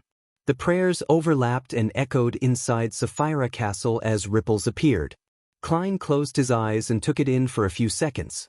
He raised his right hand and bent his middle finger, wrapping the edge of the long mottled table. An invisible force spread out like waves on the surface of water. It surged into every prayer point of light and landed on the residents of Moon City. Exen suddenly felt something and raised her hand to touch the middle of her face. The next second, she felt her nose. Almost instinctively, Exen stroked that position several times from top to bottom before she believed she had grown a nose and was no longer deformed. She instantly closed her eyes, bent down, and pressed her forehead to the ground. She couldn't help but praise Mr. Fool. The praises around her grew louder and louder, becoming more and more uniform. Russ's eyes separated, Bon's eyes became symmetrical, and in Moon City, every deformed person, or those who were ugly because of the traits they inherited, had broken through their original restrictions and their bodies were transforming towards a state of normalcy. At this moment, be it in New Moon City, the new city of Silver, or Byam, they heard the bell of the cathedral ring. Gong! The ethereal gong of the bell reverberated in the hearts of everyone in Moon City. It rang in the ears of every person who heard it, as though it could cleanse their souls and bring them the most genuine feelings towards life. The tears that Exion, Russ, and company held back finally flowed out. They felt their minds and bodies turn tranquil, no longer having a speck of dust tainting them. They subconsciously raised their heads and cast their gaze towards the source of the gong. They discovered that it came from beyond New Moon City, an unknown distance away from where they were. A thought suddenly popped into the minds of the Moon City citizens. In the new city of Silver that was connected to them, Waite Chermont and company cast their gazes into the distance and cast their gaze towards Byam. The gong came from there. Praise Mr. Fool! They mumbled at the same time as they pressed their right palm to their left chest. In Byam City, Bon adjusted his postures with Baldur, who had tears streaming down his face. They faced Philip Street and towards the cathedral that belonged to Mr. Fool. They listened attentively and gratefully to the holy chimes from heaven. However, above the gray fog, the fool Klein was somewhat astonished and confused. The sudden chiming of the bells wasn't within his plans. He then turned his gaze to the Fool's Cathedral at 16 Philip Street. Almost at the same time, he used the prayer lights to see the tall bell tower that was attached to the cathedral. He saw a young man wearing a pointed hat and a classic black robe standing at the top of the bell tower. This youth was holding a black bell hammer and was striking the bell repeatedly. As if sensing the gaze from above, the youth stopped. He lifted his head slightly and adjusted the crystal monocle on his right eye. At the same time, his smile widened. Klein nearly cursed. At this moment, his eyes glazed over almost in an unconcealed manner. He didn't understand why Angel of Time Amon would suddenly appear and seriously strike the bell of his cathedral. Klein was actually mentally prepared for Amon's and Zeratl's possible arrival. This was because there were just too many people in the city of Silver and Moon City. There was no way they could secretly integrate with the outside world. In other words, the city of Silver and Moon City would definitely be known to the various churches and secret organizations. Under such circumstances, be it public or private proselytizing, it wouldn't affect any future development. Therefore, Klein silently agreed to the city of Silver's attempts to proselytize the faith of the Fool. This was preparation for him to have more anchors for his advancement to Sequence 1. Due to this premise, he was prepared for Zeratl, Amon, and other hidden enemies to come to buy him. He even hoped that they would do so. Here, Klein, who had the status and level of a king of angels in Sapphira Castle, was able to fully display his home ground advantage. As for the City of Silver, it also had Grade 0 sealed artifacts. It could completely resist Amon and take down Zeratl. Compared to his main body suddenly encountering a prepared enemy elsewhere, or the discovery of his marionette city, this was undoubtedly a better choice. However, Amon's current actions confused Klein. He didn't understand what the god of deceit wanted to achieve. 16 Philip Street, inside the Fool's Cathedral. The Archbishop on duty, the City of Silver's 6-member council's elder, Derek Berg, also looked up in astonishment at the stained glass. Rays of sunlight shone inside, allowing Derek to read one scene after another. As the black bell hammer fell, the tremors of the bell gradually stopped. I didn't arrange for someone to strike the bell. Derek frowned. As a member of the City of Silver, as a demigod in the Sun domain, he had a sharp intuition and knew that something must have gone wrong. However, the strange ringing of the bell didn't bring any accidents. Besides the ringing, everything seemed normal. As Derek observed the surroundings with the help of his unshadowed Beyonder powers, he quickly considered whether the bell had any symbolic significance in mysticism. After eliminating the possibilities, he suddenly recalled the Holy Bible of the Fool made up by the City of Silver. There was content related to the striking of bells. It was used to describe the relationship between Angel of Time Amon and Mr. Fool to confirm his true status. Towards that sentence, Derek was still against it because he knew that blasphemer Amon wasn't Mr. Fool's blessed. Their relationship wasn't even harmonious and was actually hostile. However, the lies he made previously had convinced the other members of the City of Silver's 6-member council. They believed that Angel of Time Amon was the first entity appointed by Mr. Fool to cast down the light for the people of the forsaken land of the gods. It was because he had parasitized Derek, which had resulted in the subsequent changes, all the way until hope descended. Derek had wanted to explain, but he was embarrassed. That would only bring up too many lies, making him lose his image with the other elders of the 6-member council and citizens of the City of Silver. It was just like Miss Justice had said before, a social death. Finally, he chose to delay any actions, hoping that Mr. Fool would take a look at the Holy Bible. If there was anything inappropriate with the descriptions, he would definitely send a divine revelation to change the views. To his surprise, Mr. Fool didn't say anything and silently agreed with the contents of the Holy Bible. Could it be that Amon is striking the bell? Derek was momentarily dazed as he found it too unbelievable. He hurriedly lowered his head and began praying, reporting this matter to Mr. Fool. Above the gray fog, inside Sapphira Castle. Before Klein could eliminate Amon, the other party suddenly turned transparent and transformed into a beam of light before vanishing from the bell tower. What does this fellow want? If his father is the emperor and not the ancient sun god, then I can reasonably suspect that he is striking a death knell for me. As Klein checked if there were any Amons lurking in the bodies of the City of Silver and Moon City citizens, he analyzed Amon's motives without any clue in mind. Just as he was about to use divination to seek clues, Derek completed his prayer. Holy Bible, Holy Bible? The corners of Klein's mouth twitched as he summoned from the junk pile the Holy Bible that the City of Silver had sacrificed to him. Previously, he had only flipped through a few pages, but he was too embarrassed to continue reading it. He took on a position of burying his head in the sand. Of course, he wasn't careless in this aspect. He was still extremely cautious. He used divination inside Sapphira Castle to confirm that the Holy Bible wouldn't bring him any harm. With this premise, he allowed the City of Silver to use this Holy Bible. He slowly took a deep breath and reached out his right hand. He flipped the scriptures page by page. His facial muscles began to twitch, and the corner of his lips uncontrollably parted. Klein flipped faster and faster. Finally, he saw the last page. Klein suddenly closed the book and threw it back onto the junk pile. After this miracle in Moon City, yes, the potion has mostly been digested. The Marionette City will have to step onto the stage of history. Klein observed his condition without expression and nodded indiscernibly. Ever since he had gained preliminary control of Sapphira Castle, he could receive digestion feedback from the real world. Chapter 1327 3 Plans. As for the Marionette Town, Klein had been thinking about how to build it a long time ago.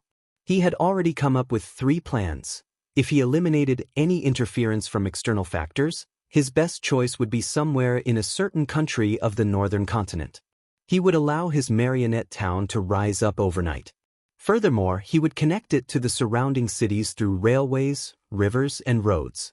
This way, the marionette town would have large numbers of outsiders arriving on a daily basis, and it would create a very strong interaction with the surrounding areas. On the one hand, a town without a city nearby would definitely purchase grain, salt, cloth, ores, sugar, and other daily necessities. On the other hand, it would also produce its own products, which could be sold to neighboring cities, towns, and villages. Under such a situation, merchants, workers, tourists, and other groups would go back and forth frequently.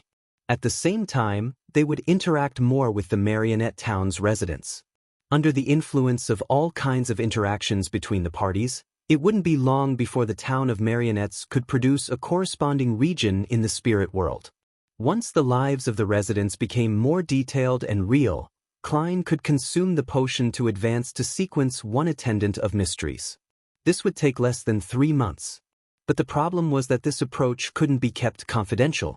In the present era, to have a town suddenly pop up was something that couldn't be hidden from people. Soon, there would be civil servants, the police, and reporters coming to investigate. And after that, the interactions between the parties would also make more and more people know and understand the city.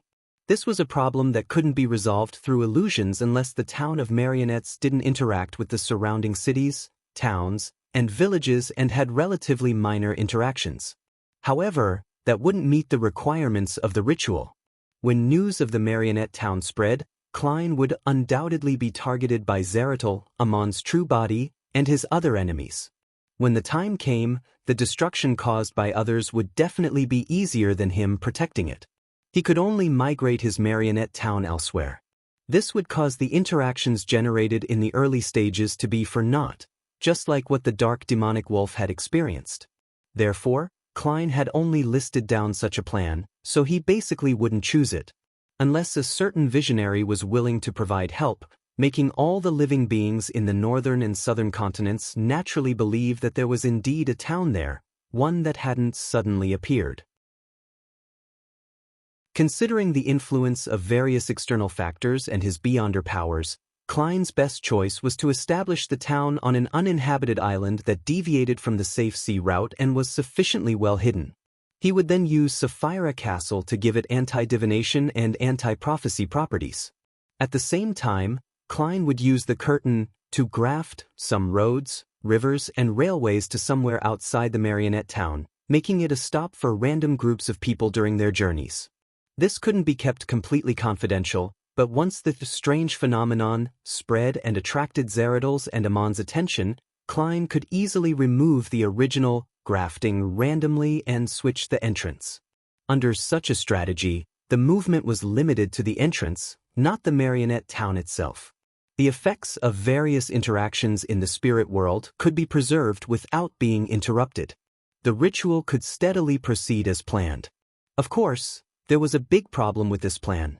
It was that the interaction would be limited and couldn't influence matters at a daily level in all its aspects.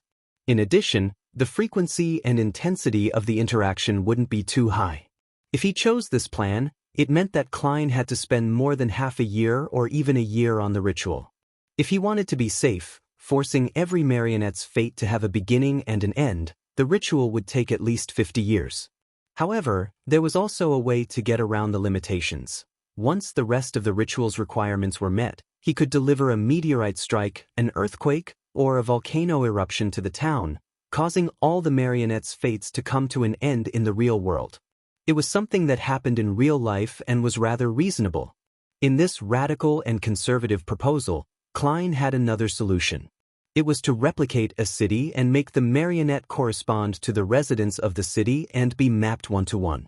For evil miracle invokers, they could wipe out the original city and use their marionettes to replace its inhabitants. Those who had a kind heart would hide the city and ensure a supply of goods. The reason as to why one didn't convert the target city into marionettes was that it already had a corresponding region in the spirit world.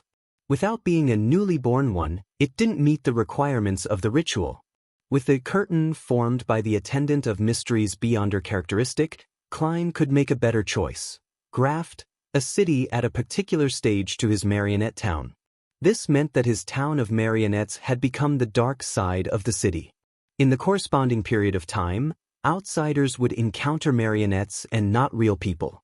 Once that period of time passed, they would leave the town of marionettes and return to the real world to deal with real people.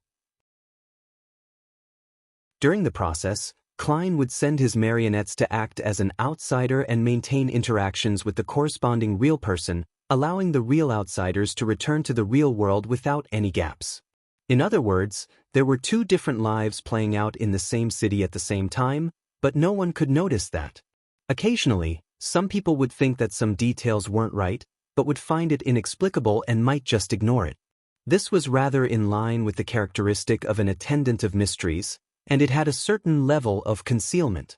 Of course, this plan also had its problem. It was to simulate the fate of a marionette to a very high level, almost as similar as a human's. Without its own independence, it would cause the ritual's effects to fail. Klein tapped the edge of the long mottled table with his fingers and was in a dilemma over the second and third plan. After a few minutes, he did as his heart willed, cowardice, and chose the second plan. He would rather spend more time than affect the fates of the innocent. Back then, Zeradol and Antigonus likely chose the third plan. Klein sighed and prepared to return to the real world. At this moment, he looked at the junk pile and considered whether he should send a revelation to change the descriptions in the City of Silver's Holy Bible. To a deity, the Holy Bible wasn't anything too important. Its best use was for its convenience to spread its teachings and increase the number of anchors. Klein had long come to a conclusion from the revelation of Evernight, the Book of Storms, and the contents of the various Orthodox churches' holy Bibles. Most of the content elevated the Orthodox deity, making random claims of grandeur and expressed mercy and pity. In ancient times, the impression the believers had of the deities would indeed have a negative impact on the deities. But now, with the use of symbols instead of statues, this latent problem no longer existed.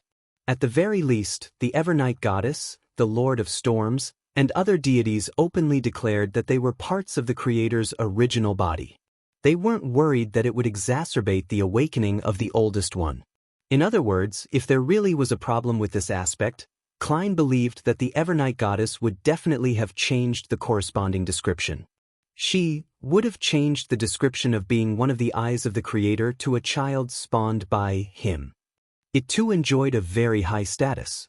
At the same time, the believer's acknowledgement of certain matters wouldn't have any burden on the deities themselves in a mysticism sense. Otherwise, Amon would have secretly helped Klein, or rather, prepare a batch of believers for the former Sapphira Castle to lure them into forming the belief that the Angel of Time was the manifestation of the Lord of the Mysteries. With the aid of an instinctual response that met the requirements, he could establish enough connections with Sapphira Castle and open a back door. To a deity, the Holy Bible only had two important components other than for spreading the faith. Firstly, it was a description of the authority and honorific name of the deities themselves. If there were any mistakes, it would lead to the prayers of the believers pointing to an unknown target. Not only would it be dangerous to the believers, but it would also cause the deities to lose their anchors. Secondly, any descriptions that involved the other churches would easily attract conflict. As for the angels and saints, the deities actually didn't pay them too much mind. The ones that cared were the angels and saints themselves because they needed to obtain a certain level of anchors through this. Therefore, the Holy Bible's descriptions of angels and saints were detailed enough. They had authority and honorific names, making it easier for different believers to choose and be immersed. In addition, this wasn't enough to form a stable anchor, because it was under the faith of a deity. In order to resolve this problem, the Orthodox churches would define certain cathedrals to different guardian angels and guardian saints and clearly differentiate them.